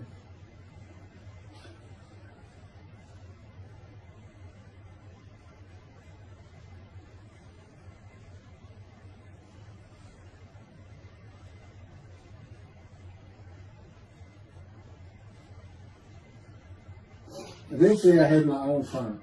It's just me. In my own office, and I was doing very well, though billing hours for title work is generally lower than other areas of the law, by the hour. But I had also been involved in multi-million-dollar sales of production between oil and gas companies, probated wills, prepared affidavits of heirship, worked with landmen to fix title defects, appellate work, including arguments before justices, plea bargaining in criminal cases for defendants, and anything else that came my way. Then it all stopped, and once again I was fighting for my life in 2001. This is chapter 6, skin, colon, and lung cancer. Oh, just God would have me tell you, he gave me those headaches. When he came to me, I stopped having nightmares. He provides my dreams for me now, and often as a learning experience. But the grinding of the teeth, everything stopped, and I thought it was just because I wasn't having nightmares, and took away any symptoms of PTSD, for which I was receiving money from an insurance company for disability, partial disability, and that went on for about 7 years. Then one day we're out walking, year 7 of 13, and I had that headache. It just came. And I just stopped. And I said, "You got to be kidding. You did not give me those headaches." He said, "Yes, I did. It's necessary. You are considered the suffering servant of Isaiah 53. You had to suffer your entire life until you're suitable for my purpose." And that includes sitting every verse of Isaiah 53. At that time, I finally read it, 7 years into all this. It was about year 2, I think. But yeah, he did. And, you know, I ended up taking painkillers left and right and drinking with it, as so many people do. I was able to maintain, you know, my life, my work, and everything, but it was enough to put the strain on my marriage that I pretty much blamed myself for it. And I told him, I did it. That's the only time I got hot. Disfigurement, gut shot, those things, they didn't bother me. But I said, you know, you hurt my children terribly with that. Because I became a bad father. I mean, I wasn't the father I could be. I mean, they love me and I love them. We don't have any serious risks. They're off living their lives and they're all doing great.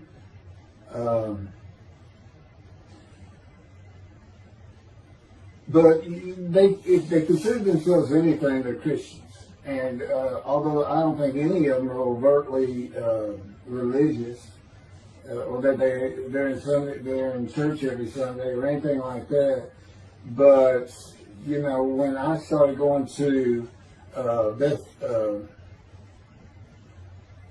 the conservative synagogue here in town, and I told him I was converting to be Jewish, they're pretty much just that. Just saying I would be a Jew, I guess. I'm not sure that I didn't believe in Jesus. It was probably more of it, God says. But really hasn't talked to them much at all in 7 or 8 years. So, but anyway, so God gave me the headaches, just to make sure.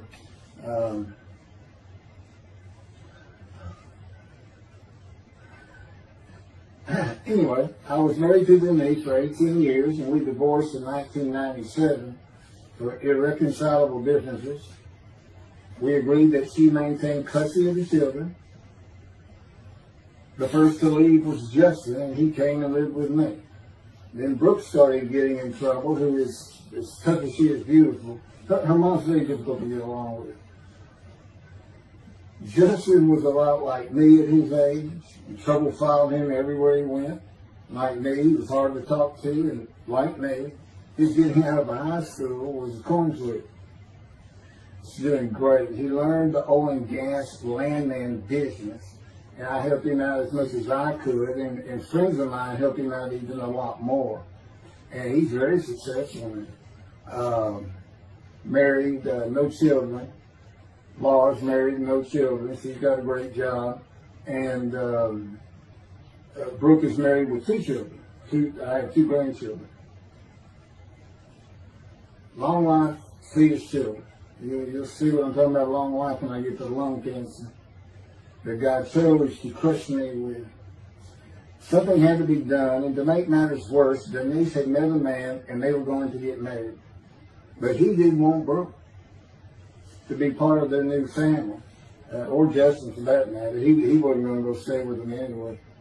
Now, I had 2 of the children, and she had 1, but all still in her custody according to the divorce decree. So anyway, I stopped paying child support on those 2. But had not gotten around to the proper revision of the divorce decree when I took Justin and Brooke with me to live on the Big Island, Hawaii. Laura came with us to visit for a month. This oversight on my part resulted in Denise and now her 3rd husband filing papers in divorce court for past child support for all 3 children, for the time I had begun paying her 1/3 of the original amount. I represented myself. I had 1 contempt of court and was locked up for a day, but I never had to pay that money. By verbal agreement, I sent Laura back exactly 1 month later. I could not leave her out, and I wanted her to see where her brother and sister would be living. They were all so close and protective of each other, and still are to this day. And she was so sad. One of the hardest and emotionally painful things I have ever done was put her on the plane back to Houston. I can't think of anything else. The backdrop to moving to Hawaii was my firm was in dire need of new work. But the oil and gas industry was down. It's always up and down. And my clients were not drilling. A landman I knew called and said his sister in Hawaii, a brilliant idolater, but not a good businesswoman, needed help resolving creditor issues stemming from her new offices and equipment purchases. I told him it was a good time for me, as things were slow, and who's going to turn down a free expense trip to the Big Island, Hawaii. So I went and took care of everything without charge, but of course everything was paid for. When I came back to live in Hawaii at the urging of the doctor that I had helped, who did not like the look of an abrasion on my chest, and it had been there for years, I was examined by a friend of hers, and it was cancer. I don't remember what the doctor called it. He removed it in surgery with a 6-inch diameter circular cut, and it was not malignant. I could practice in just about any area of the law. And all I had to do was pass the Hawaii bar exam, one of the toughest in the nation. While studying for the bar, my body, all at once, in a moment, told me something bad was wrong with me. I had been running, swimming, riding my bike everywhere I went, letting Justin have the car, and had been feeling good and strong. In a moment's time, I was weak and sick while grocery shopping, and there was a pain in my belly and my abdomen. I did not know it, but a large tumor in my colon had burst through my colon, and I was bleeding internally.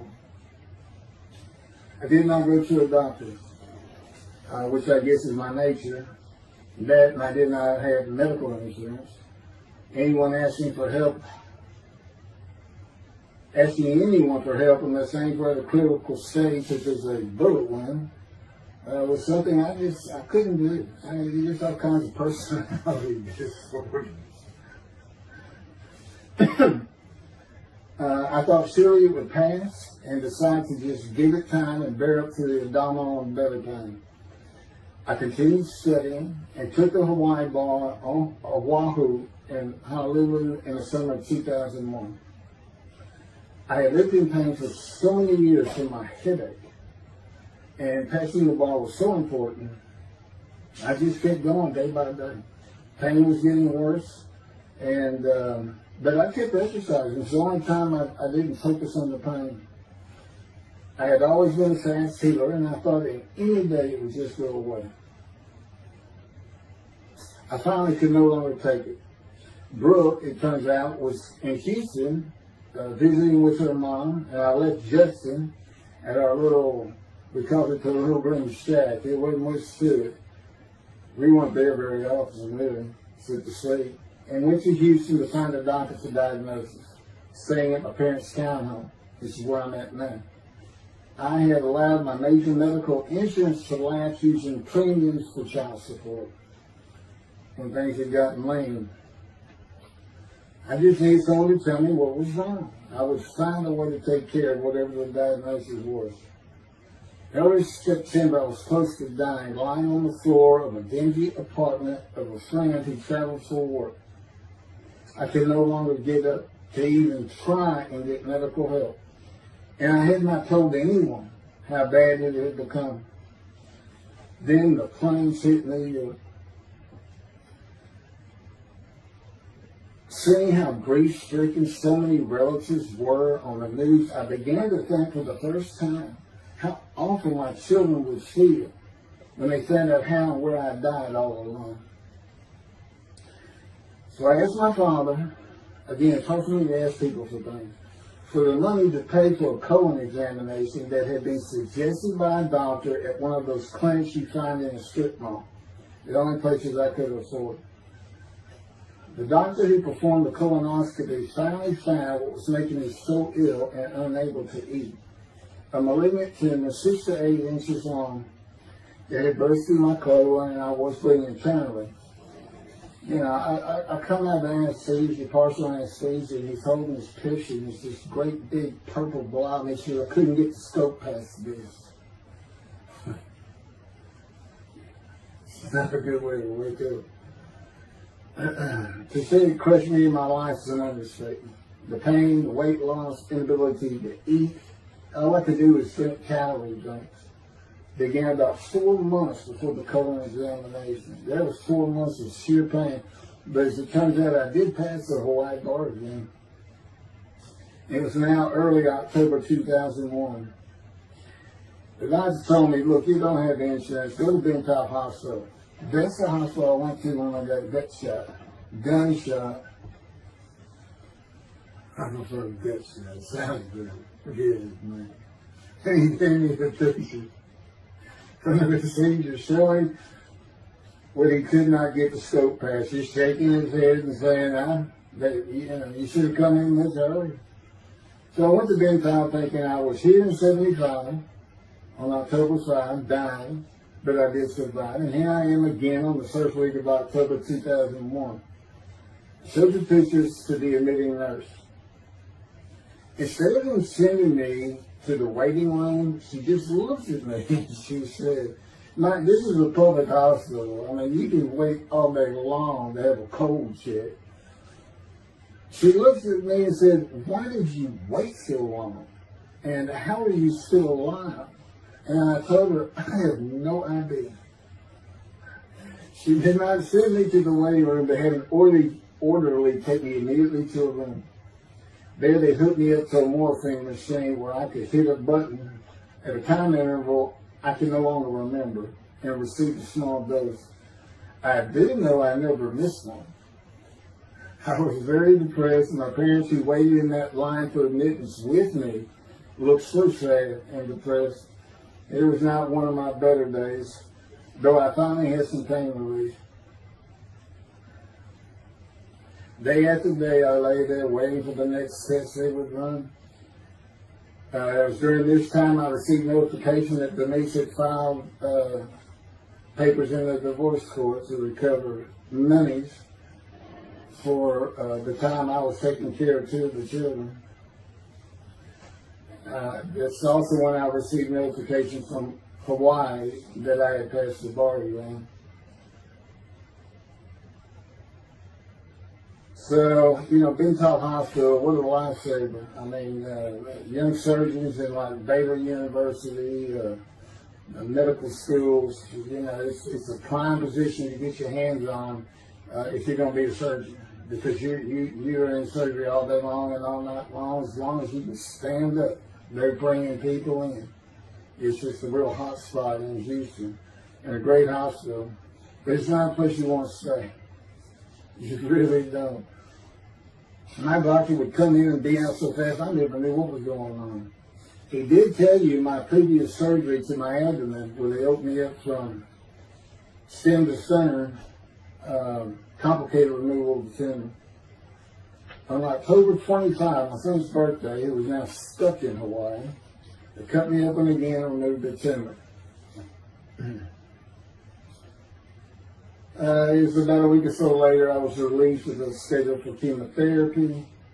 I returned to the dingy apartment all alone, and I just stared at the television for weeks. I did, and chemo was so depressing for those who had to go into it.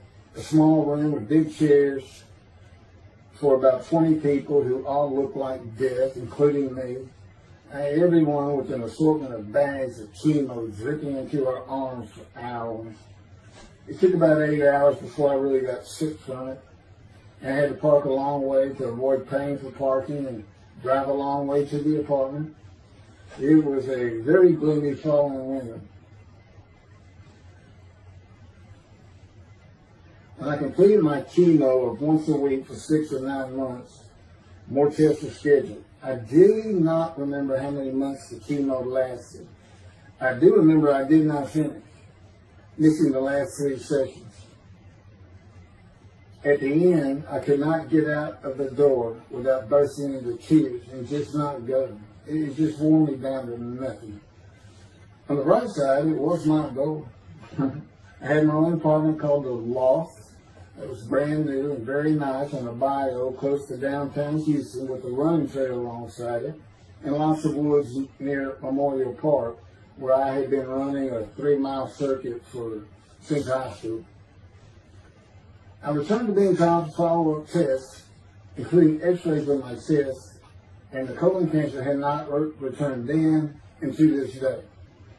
The chest x-rays were another matter entirely. The doctor told me he had bad news and showed me the x-rays telling me the white spots I was seeing was cancer. They were everywhere.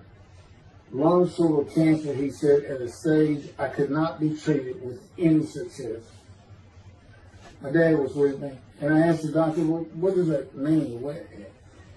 And when he said you need to prepare for death, the look on my father's face was so sad and hurt at the same time I'll never forget. And we've been through some tough things in this house, every house we've been in. It didn't affect me one bit. I did not feel anything. I was too beat down from the chemotherapy repair I did. God tells me I had a lot to do with that. In fact, no matter what they said, I didn't think I was going to die. But I didn't know that. I just wasn't having that conscious thought. And that's what he had a lot to do with it. Of course, he hadn't spoken to me yet. I had never seen a doctor for cancer or any other ailment since that day. I had to get Justin home was all I thought about. But I needed money. I found an old client that needed a tile pin for a drill site well. I struggled through that and got my boy back to Houston. And it was tough. I was so weak.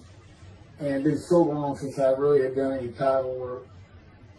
And just going to pick the work up and visiting with the client was the major to-do for me. But we got there and I got Justin home and he went to live with some childhood friends. This is now 2002 and going into 2003. I just walked all over the running trails in a 3-mile loop at Memorial Park and in the woods day after day. I didn't think about dying, but I did start. But I did not think about restarting my law practice either. I watched a lot of television and played video games. I watched the Tour de France for the first time and got inspiration from Lance Armstrong. I was still alive though, and the funny thing was my lungs never bothered me. I was never sick. It's because God had already removed it. After I got the news I was dying of lung cancer, he took them from me. That's what he tells me. And I don't have any symptoms. Well, as you'll see right here, in 2005, I picked up some tile work here and there and made an office out of my loft. I bought my first motorcycle, soft-tailed lowrider Harley Davidson. First time in many years I was happy. I love riding that bike. In 2006, I did some landman work for standard day wages and began dieting and running.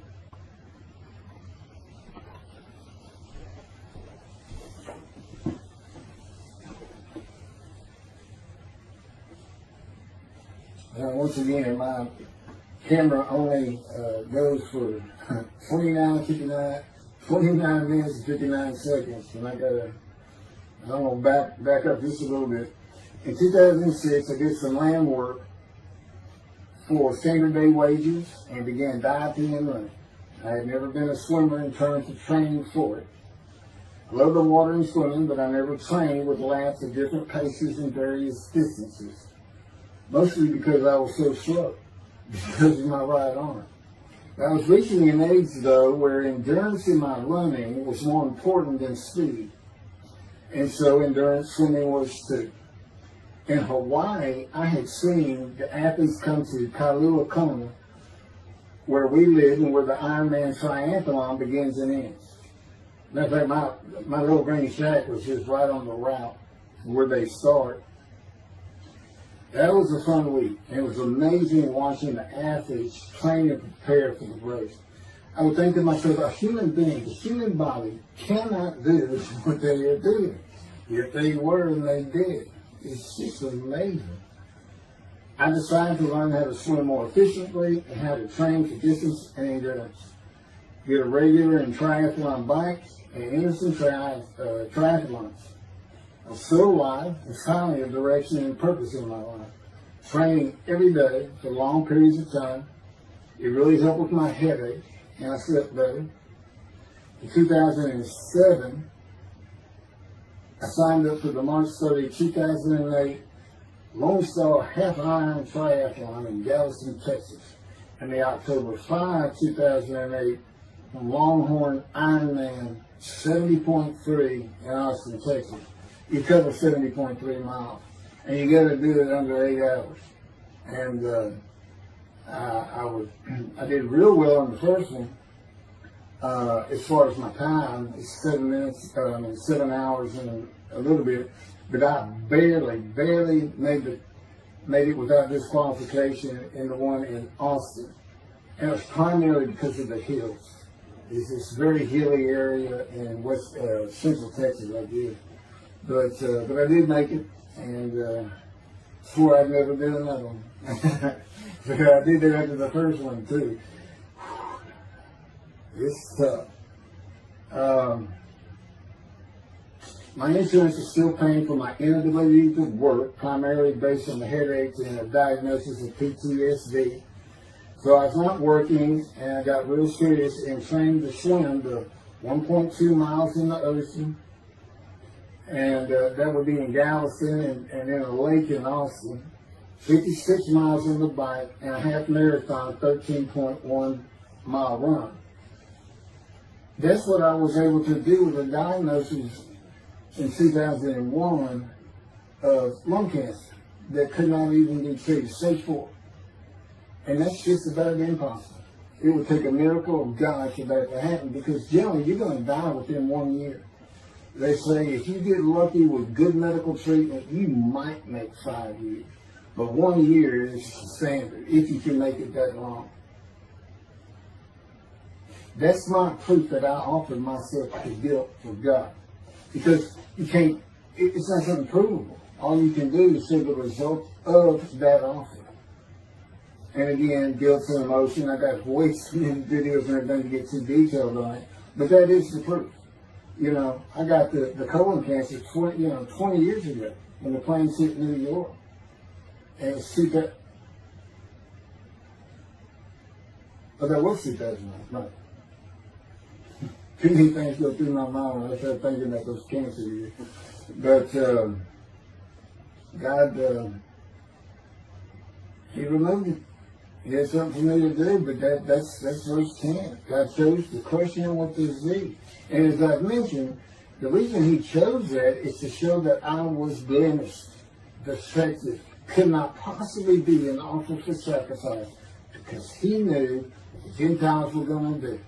They were going to put an unblemished lamb in there and call the Jewish people's Bible their own, and use the laws of Leviticus, not unlike Mr. Toby the singer and his 6 million blemished lamb sacrificed by Hitler, the righteous servant of God. How that seems to read. He's welcome to respond any way he wants to do that. But it's on the video, it's in the book, it's in quotes by him from his midrash, from his site. And he said, share this with everybody. Everybody can take it. Just share how great my knowledge is. Well, it's lacking in some areas. There's no question he's an intelligent man, but his reasoning capabilities, in my opinion, at least as to Isaiah 53, are severely wanting. I am that man. And God's going to give the Christians hell with it and with me. Just like I just heard this for the first time on the video. When all of a sudden he had me say that Jesus announced he wasn't the man of Isaiah 53 on the cross when he said, Father, Father, Father, why are you forsaking me? Because he was about to die. And Isaiah 53, who he thought he was, and he's not, he didn't fit the verses, but he thought he was supposed to be exposed to death. They give him long life, so boldly he goes into the Roman Jerusalem and gets himself taken up. He's not worthy.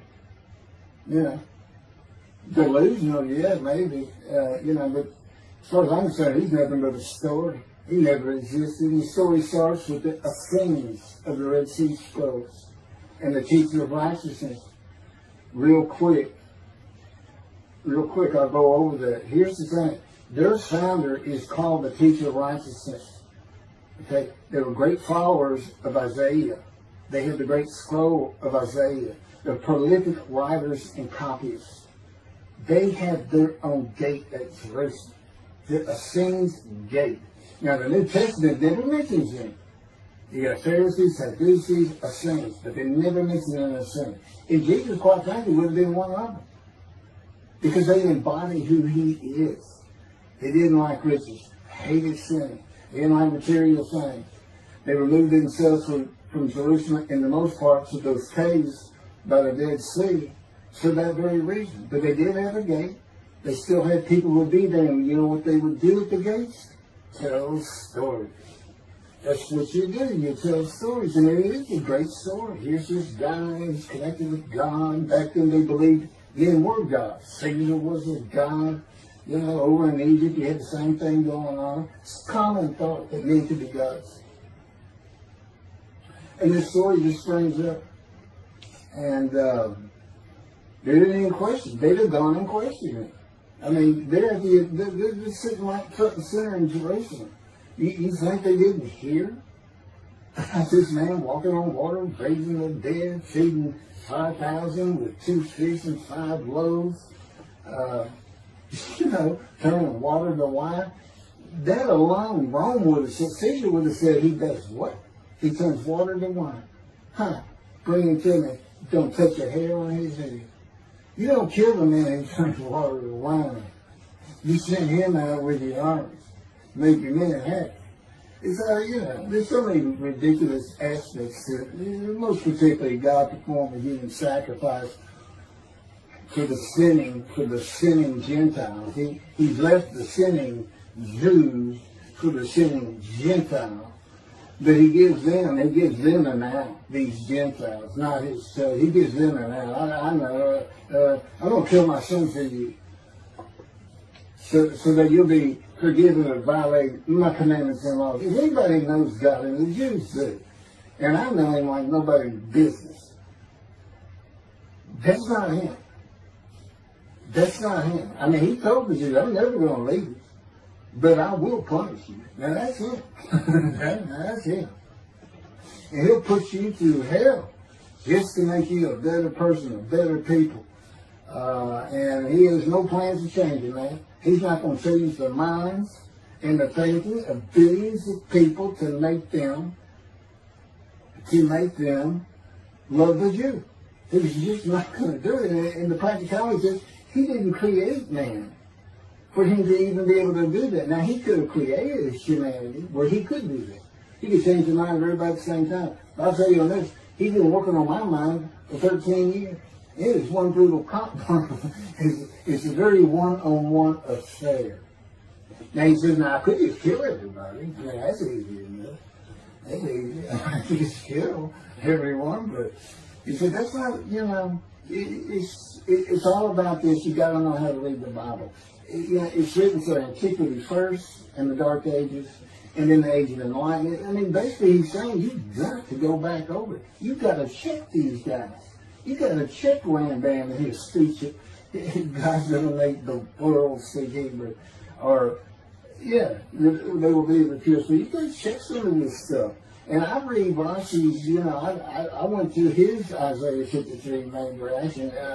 All I can say is very unimpressed. I've seen what he has to say in Malachi. He didn't pick up on any of this. He didn't know what the angel of the Lord is, the angel of the covenant that you desire. He doesn't know how Moses goes by a burning bush that's not consumed. The angel of the Lord is in there, and God speaks. I do. To me, it's just like, well, you just get some basic concepts, and all of a sudden, and quite frankly, it'll open up the scripture to the Jews. They can put the Talmud aside for a little while. But I will say this. God says, if you can study it, study it. There's all kinds of great things in it. Just be real careful about what you teach from it. And it's useful for heaven. If you like to talk about Talmud as a scholar with other Jews, who may very well be in scholar remembrance with you, you can meet up with them. Just see them in the meeting places, have them over to your room. Y'all can watch the new earth being created and the new peoples of God chosen, and watch the evolution of the chosen people. And humanity, the same as this one. God says, why would I change it? Why would I change it? When I did it, it was perfect. And you can tell me sooner that the evolution that he's talking about, where all of a sudden the world's going to love the Jews, been going on for over 3,000 years, and it hadn't even, and today anti-Semitism up, and David is here. It's not going to happen. Thank you very much. I will be doing, is that 5 and 6? Yeah, that was 5 and 6. Now the book picks up at chapter 7. It's on video when God first speaks to me. And it's just very interesting. And we'll still be putting some videos out. But I've pretty much covered all the major material. Everything from Isaiah 53, the day of the word, Lord. There's a few more things. And it's a better read than it is a video watch. But, for those who like to read. But it's covered very well in these videos. And now that I put in the personal part in, which is to show how I said Isaiah 53, and you see the difference in my life. Now that's a life of suffering. That's a life of pain. That's a life of familiar with disease. They said, gee, when he died on the cross, he was scourged. He was scourged, and this and that. Do you know how much he suffered in his life? I mean, he's not even in the conversation as a man of suffering. He's not in the conversation. Thousands and thousands and thousands of people died horrific deaths back then, and by crucifixion. It's not the only one. This is descriptive of a man and his life, so you can find him, identify him. And what did he do? He never suffered. He was never sick, ever, until the last day of his life. 30 years old, he's got one day, but under his belt is pain and suffering. To me, that's not, you're not even in the conversation. I mean, that's nothing. That's not being suffering. That's just, you had a bad death, sorry. You got whipped first. You got whipped. One gospel says that the scourging was an open-handed slap to the face. Now, the other three do say scourge. But then and then every movie you see, he's carrying that cross, he's all whooped up and bleeding, this and that. He carries the cross in one gospel only. In the other three, it's carried for him. And then he's on the cross, and what does he do? Father, Father, why are you forsaking me? And then the gospel says, one of them, and then he gave up the ghost. He gave up and died. I laid in the back of the ambulance for 8 hours, doing everything I could in my power to stay alive. Just gave up the ghost. There's another video where we make that a little bit more humorous. Anyway, thank you for listening, and I guess that's it. Thank you.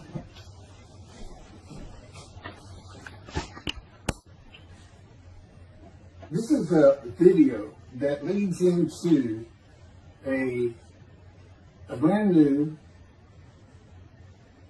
very distinct, not heard from before, commentary on Isaiah 53, which begins actually in Isaiah 52. It's comprised of 7 videos I put together in the last month or so. And I'm just putting them all together with a lead-in video explaining these things and why it's so new, novel, and has such a different view of the scripture from that which Judaism teaches regarding a Messianic era when David comes, the descendant of David. They often refer to him as King Moshiach. Moshiach means the anointed one. And you'll get the idea from the title of this video real quick. God speaks to an atheist. And it began like this. The doctors who gave me 1 month to live from lung cancer in 2002 that developed from my colon cancer metastasizing would have been surprised that I was still alive, to say the least. I had stopped thinking about the lung cancer years before. The white spots in the x-rays that filled my lungs like the stars in the night did not inhibit my breathing or slow me down in any way. At this point in time, I'm training for my first triathlon. And I didn't start small. I did a half Ironman. It's 1.2 miles swimming in an ocean, 55-mile bike ride, and half marathon, 13 miles. They call it the 90.3. One Saturday in the fall of 2007, I was cooking lunch in my small kitchen, post-divorce, and at the stove, when God said, from just a little behind me, as though somebody was speaking to me right here, and above my right shoulder, which is this figure, wash your hands. I turned around to the sink, washed my hands, and turned back to the stove. Now understand, I've been an atheist for 50 years. I mean, I completely denied the existence of God. And then from right here, a small, quiet voice, like an account they have with Elijah at the cave, said, wash your hands. And I simply turned around, washed my hands, and went back to the stove. I didn't say a word to him. I didn't even keep thinking about it. I just did it. That was it. It was as though he had always been there. Just as to Adam. That's what I liken it to. And he dictated this to me. This is from my book, the book of my life that God dictated to me. It's called The Righteous Servant of God of Isaiah 53. No, the life of God's righteous servant of Isaiah 53. And he put it together. And he did it because he actually came to me, as Jeremiah would say, in the womb, but in my first year of life. And like Ezekiel, lit and entered me. So that part of chapter 11 of Isaiah happened well over 62 years ago. That's when that happened. That's when Moshiach was here. For all these rabbis and commentators who have been saying, he's here, no, he's here. Well, he's been here, I've been here a long time, I just wasn't prepared and hadn't even heard his voice yet. But what he did, you know, with Jeremiah, he made sure he was a priestly, godly man and guided his life. With me, it was to make sure I fit every single verse of Isaiah 53 as only I can explain it, what it's for, what it all means, and live a life of suffering familiar with disease.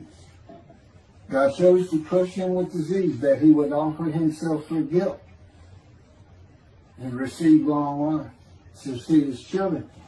That's my proof that it happened.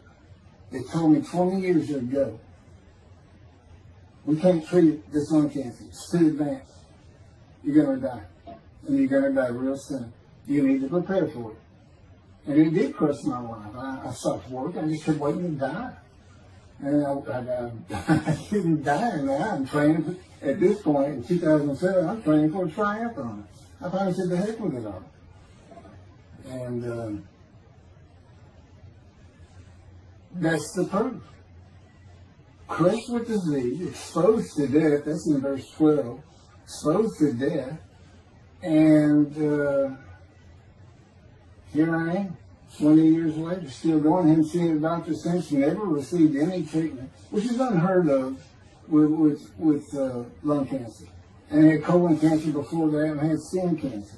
I'm a man familiar with disease, that God chose to crush the disease, and these 7 videos put together as one. Obviously, I wouldn't ask or want, and I couldn't do it, to listen to them all at one time. But I know you can mark your spots and everything.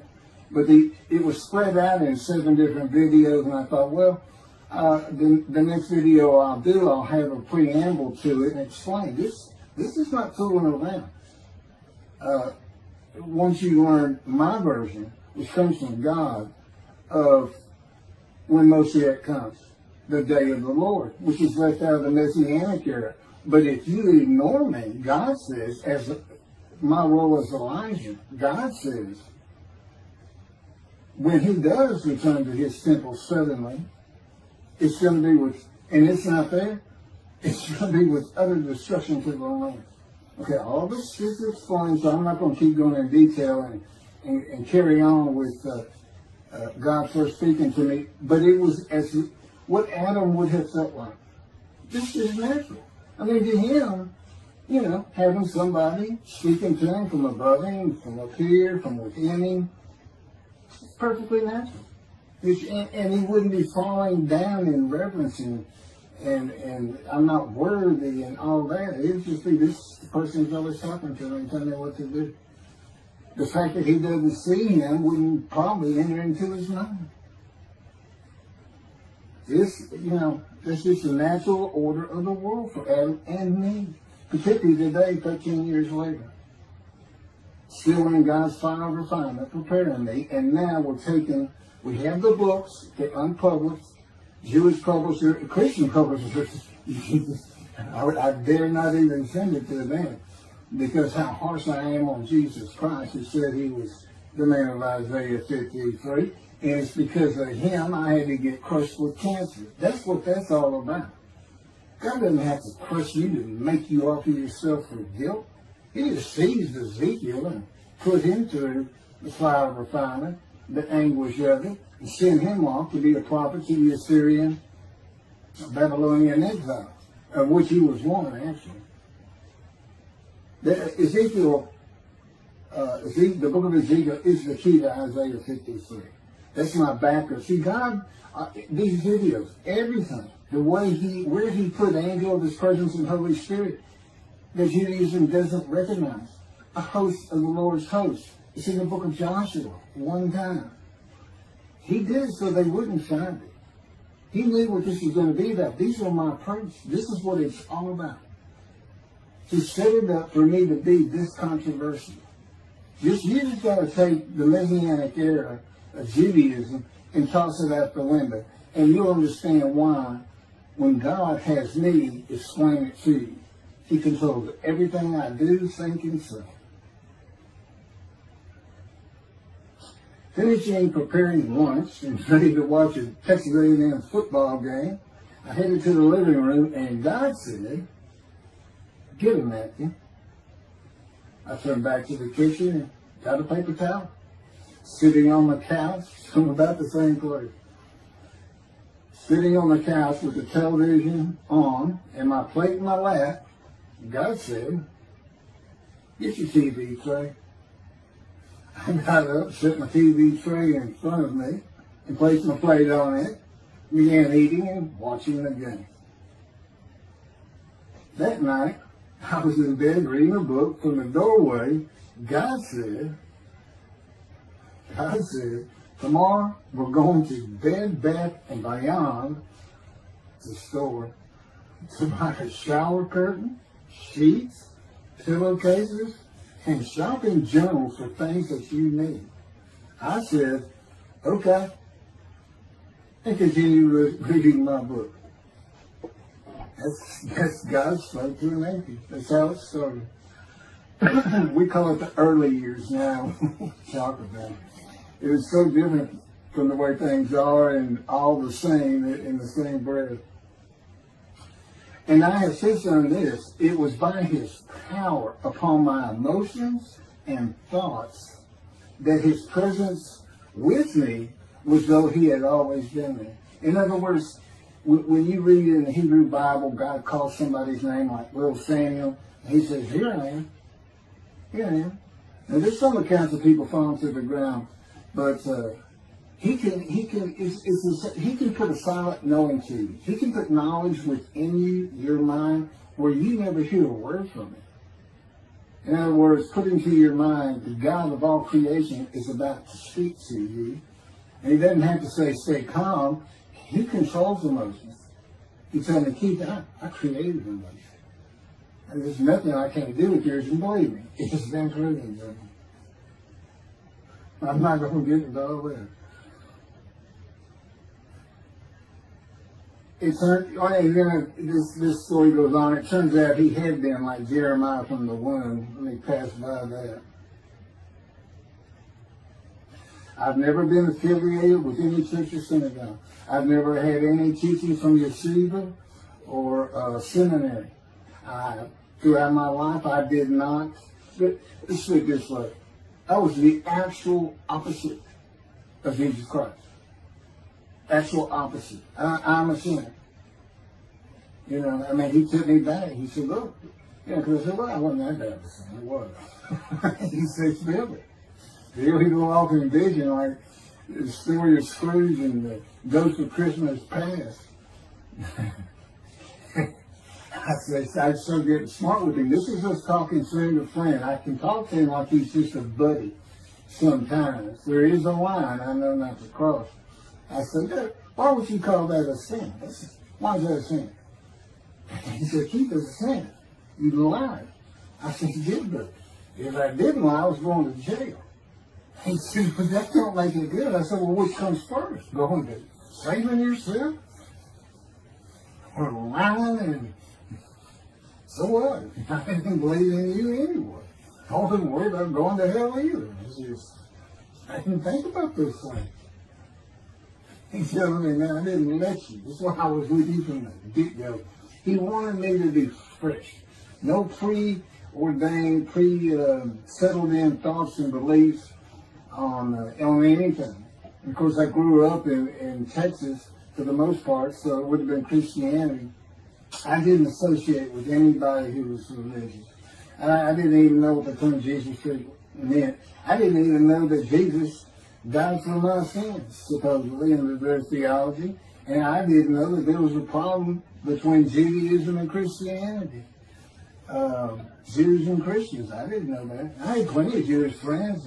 You know, I was in the late 60s, 70s, my formative, going into my teen years, and, you know, we treated everybody as an equal. I never thought about it. Including African Americans, who in my day, we just said blacks. I guess it doesn't go anymore. But they're great friends of all kinds.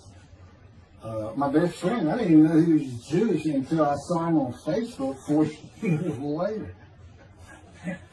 So anyway, let me jump ahead. Okay, this is how God communicates with mankind. This is what the prophets are all about.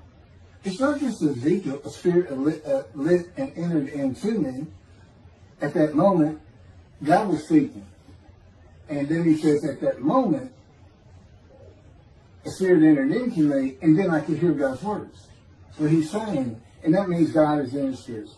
And it's just imagine the presence of God is His mind, and it is composed of elements of the unseen realm that we can't understand, and spirit He created, and the angel of the Spirit, the Holy Spirit, He created. But that's completely different elements. His presence is different from God's presence.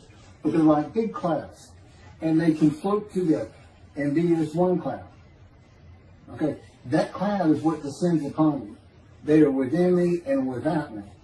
If you, this audience, was in a room with me, they would envelop you all around you. You'd be in the presence of God. The difference with me in that room is that that cloud engulfs me, flows through. It's within and without me, as though there's no break because of my physical structures. My little spirit is a little cloud that also drifted in. That's what it is. And it happened with all the prophets. If they spoke God's words, he was talking to them. He was telling them, write this down. Write this down. All these 20 books or so, the books of the prophets. Ezekiel, write this down. Set this up. Jeremiah, write this down. See, your time is coming. Well, that's the time in Malachi. It all comes together, and you'll find it in all these videos. So, and it doesn't just include Moses and the prophets. The man who wrestled with Jacob. Jacob says he wrestled with a man in divine being. But, you know, Judaism doesn't acknowledge the Holy Spirit as a person, which is beyond belief, because there's so many references that this is clearly a person, the angel of his presence. But it's just God going to a man saying, hey, wake up, I'm the God of this land. See this man over here asleep? His name's Jacob. He's got his head on a rock. Go jump on him and start wrestling. Don't worry about it. I'm going to orchestrate the whole thing. You'll be fine. And the guy would have said, yeah, I am. Let's go. That's how he does. That was, and Judaism says the man in divine being is an angel. No, you know. That'd be like saying, I'm an angel. And you wouldn't want to say that. Well, you wouldn't want to say it to me before he came to me, because that made me mad. But I had a hell of a temper, just like Moses did, and like Ezekiel did. And God knows how to knock it out of you, to where you smile and laugh a lot. Because I never used to. Now, well, you got to read the book, and you'll get it. You'll get it. And I just, you know, just like a lot of people, I've been through too much, hurt too much, suffered too much, to have any thought that there's anybody upstairs, you know, who cares about me. It's just don't even mention his name around me. You're going to fight, or I'm leaving for you, and you'll never see me. You're going to do that. Because it just makes me, all that's gone over. Lots of stories on that. Oh, and the Spirit speaks. He's got his own personality. He's angelic. He has a very childlike voice. And he's just nothing but a ball of humor. He can have me say he's the greatest comedian of all times of the universe. And he's just a joy to talk to him. And he has the smarts of God. But I have instant communication with him. I have instant communication with God. It's like there's three persons in my mind. This one cloud, it's three clouds. It's two spirits and the elements of God's mind. And slow process of 13 years, and there's 13 years of, and this is from Isaiah 53, punishment, wounding, chastisement, maltreatment, crushing, bruising, and I'm telling you, he's relentless. These are the stories, and I have a lot more once I get to Israel, and I have full confidence God's going to get it done. That's one thing I don't worry about. 13 years, a year and a half of trying to get books published, denied by everybody who even bothered to answer me, because it's just so different. And it can only go to Jewish publishers, and it's just like, well, this isn't the stuff we believe, and it sounds like he's saying it's him, and this and that. Well, I was. God said I made sure I didn't get them published. I wanted to do the videos first. You see, I'm not on the executive committee. I don't know what's going on 99% of the time. I don't know what I'm going to have for dinner. I no longer have self-will. I can't ask him for anything. There's all kinds of reasons for that, such as, you know, if one of my kids gets sick and he doesn't heal them up, you know, cancer or something, Am I going to be disappointed? Am I going to be hurt? The answer is no. He's trained me too well to even bother asking me. If he's going to do it, he's going to do it. I know he has the knowledge, and he's right here with me.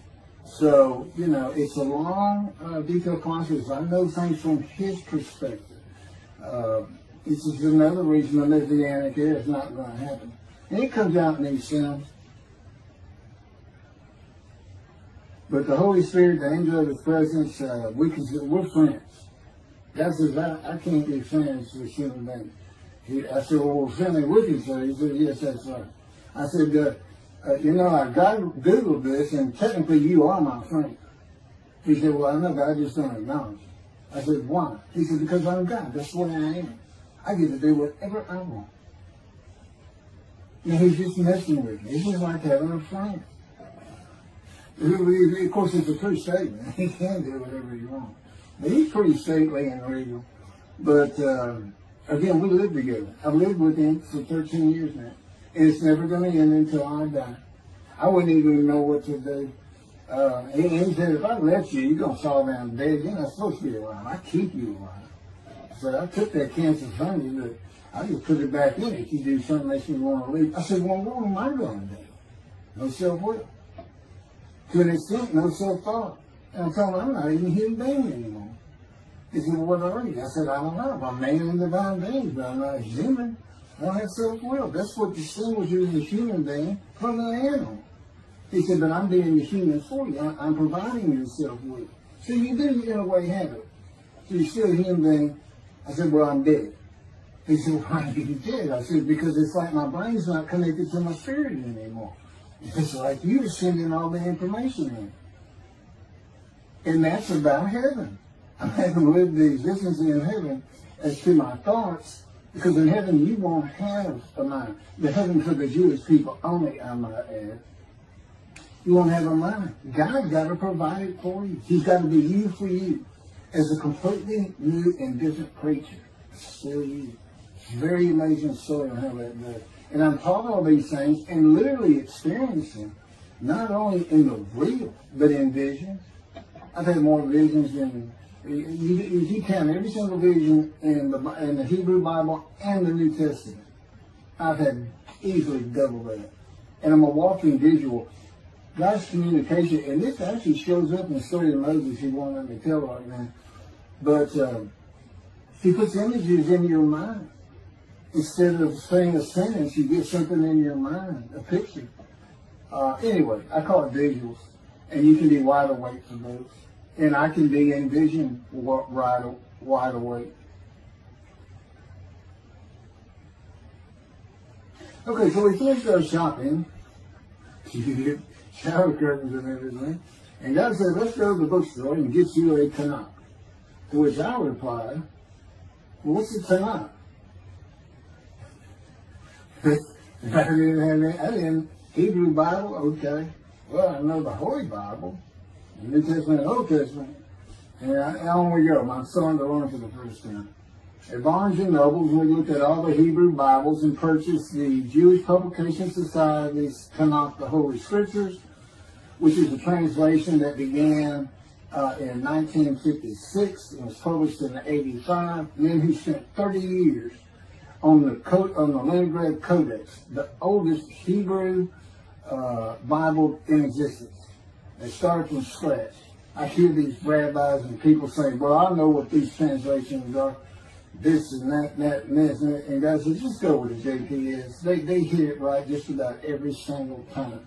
I've only found one thing that I don't understand how they miss it. But it's in 53. This is the 1985 edition. That's the best translation you can get out there. And I don't just hear God speak to me. His presence is heavy. And I'm also, it says he pinned Ezekiel's arms behind his back with his cords of power. And by his cords of power, Ezekiel could not leave his house. That's in Isaiah 53. He took him from the land of the living. Took him from society. The man of Isaiah 53 lives, so he's taken from society, but that doesn't, from the land of the living, that doesn't mean he died. And there's no crucifixion in 53. So you start to see how Ezekiel is so important in this. And that's where you find out about the covenants of friendship that come with God in the day of the Lord when Moshiach comes. Again, you don't hear anything about it in this Messianic era. I'll tell you this. I think the Jewish people are going to like this better. I think throwing out all that rubbish Judaism's been teaching from back in antiquity, that's where they're stuck, and see what's really going to happen with God coming back, a man in divine being, with the capabilities of Moses, Elijah, the descendant of David. All their attributes, okay, are in me. I can be each and every one of them, and I can be all four of them at one time. And God can speak to me. So, it's going to be fun, and he wants his temple rebuilt. That's the purpose of Isaiah 53. It says, a purpose which might prosper of God. But he didn't tell us what the purpose is. Well, we find it in Malachi 3. I sent my messenger before me to clear the way for me, and I shall return to my temple suddenly. But the covenant that comes with David says, I'm going to place my sanctuary amongst you. He already knows it's not going to be there. And then we have Elijah in Malachi 3. Well, he's got a purpose that might prosper. And if it doesn't, God comes with utter destruction to the land. Again, you don't hear it with the Messianic era. Utter destruction to the land. There's 7 million Israeli Jews. How can you not read that and go, that sounds an awful lot like, I'm going to raise up armies against you. How can you just ignore that? Well, anyway, we're getting serious stuff. And the purpose that might prosper, I never believed that. I think they just puts the man of the righteous servant of God of 53. I think that puts him with, he's got the same purpose as Elijah.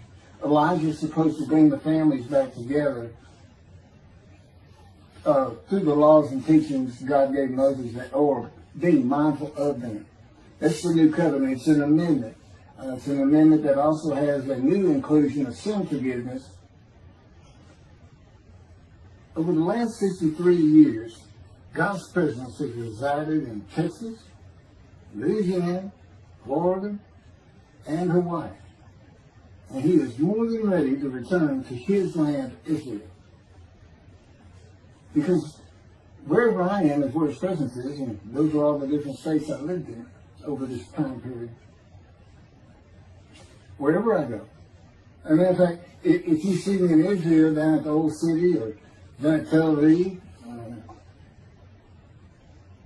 you can turn to your friend and say, hey, I know where God is. I said, really? I thought he'd have left. Some people say he died. I said, no, you see that guy over there? He's all around that guy.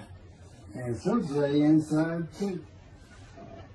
That's what it's going to be like. God said, look at Israel, we're never leaving again. I said, I want to see Great Britain. He said, it's like, did you just ask for something? I'm like, oh. Yeah, that's good. I hope I fry if I hit the border and cross over. I hope I just burn up. Crush in a combustible flame. But anyway, that's where he wants to be. And I'm sure he's going to get there. This purpose that might prosper, again, I think it just shows the purpose of the righteous servant and a purpose of Elijah.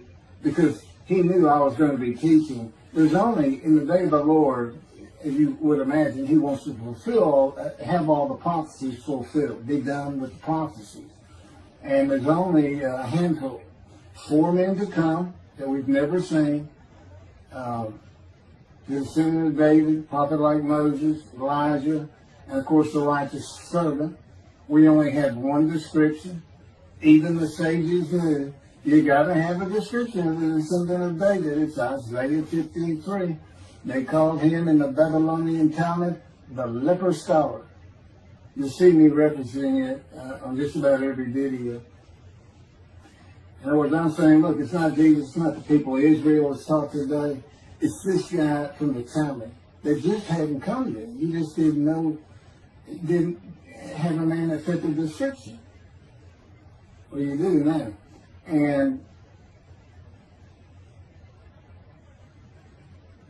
two covenants. The friendship covenant, which is actually in two parts, Ezekiel 34 and Ezekiel 37. One part of which is, I'm going to put my sanctuary amongst my people. And the other part, interestingly enough, has to do with the land blooming again, which is Jeremiah 31. See, a time is coming, the land will bloom again. See, a time is coming, the cities after desolation of many years, 2,000 plus actually, will be restored and Jerusalem rebuilt. And the Jews shall never be defeated again. Okay, now we just talked about utter destruction, likened to armies being raised. But here it is in this friendship covenant, in this, Jerusalem being rebuilt. If that's done, then you'll never be defeated again. So, you look at it and go, well, there's kind of a problem between those two. And what I think it means is he's going to get the temple built now that Jerusalem's been rebuilt and he's come. That this might prosper because, it kind of gets it. So what is the purpose of God might prosper? Who thought you could do everything? And he said, well, in large part, my people got to listen to you. They got, especially the rabbis, they never listen to my prophets. They're all full of themselves. And they know everything. Well, he starts getting angry. And see, that's not good for me. Because all of a sudden he wants to make me better, which means suffering. You gotta keep them away from those ladies. I feel the spirits, they run funny. Get the funny guy around here. We talk friend to friend too. Well, anyway, I'm going to let you. There's a lot more, but this story is in my book. Hopefully, after spending time and understanding who I am, and this is here, it's happening. I don't care what the rabbis think or say. Look, I'm a prophet of God. I'm a man in divine things. If I say something contrary to what they think and say and believe, they're wrong automatically. It's a given because God is telling me all these things. It's His book. They're wrong automatically. And He is livid that I'm having this problem with Isaiah 53 being the people Israel. Well, it's in the videos, but you ought to see the arguments they really put back before that, for Isaiah 53:10 and other verses. Rabbi Tobias Sandra out of his Judaism, he went Christian. The Christians went to the laws of Leviticus, animal sacrificial laws, and said Jesus is the unblemished lamb. That's why, and they're using, Leviticus where you could offer a lamb and for unintentional sins, but nevertheless, they turned it into, he was a human sacrifice, which he says himself. He says, God no longer wants bulls and goats for sin. He prepares my body for sacrifice. He's really sacrifice, and God made the sacrifice to Gentiles so they didn't have to obey His commandments and laws. From an atheist who comes in with no religious background, I read that and I look up face to face with God wherever He is at the moment. And I say, you gotta be kidding me. People believe this? He said about 2 billion right now. So I'm not gonna bother trying to tell you how many there's been in 2,000 years. God made a human sacrifice to me so I can go to heaven and I can go kill somebody if I want to. I can go beat my wife and my kids. Huh. I said Jesus again. God was teaching me the New Testament, and this guy at one of these mega churches came up to me and says, if you do accept Jesus Christ, you're not just forgiven of all sins that you have committed. You're forgiven of every sin you're going to do in the future. I said, really? He said, yes, really. He said, Jesus knows you're going to do it, and He already forgave you. I said, what? Okay. So, if you're a Christian, you can be sin all the time, because He knew you were going to do it. I hadn't actually heard that taught, but that's the effect of it. Okay. This year in Jerusalem. Enjoy the books. Don't try to listen to the video. Don't try to watch them all at one time. But what I did is I put them together for you in the order they should be. And I just thought it'd be easier. And we're kind of coming to the end of our videotaping for a little while, it seems like. Again, I'm not on the executive committee with God and His Spirit. I never really know what we're going to do next. And the books are at keithmccarty.wordpress.com. You can find that on my YouTube channel.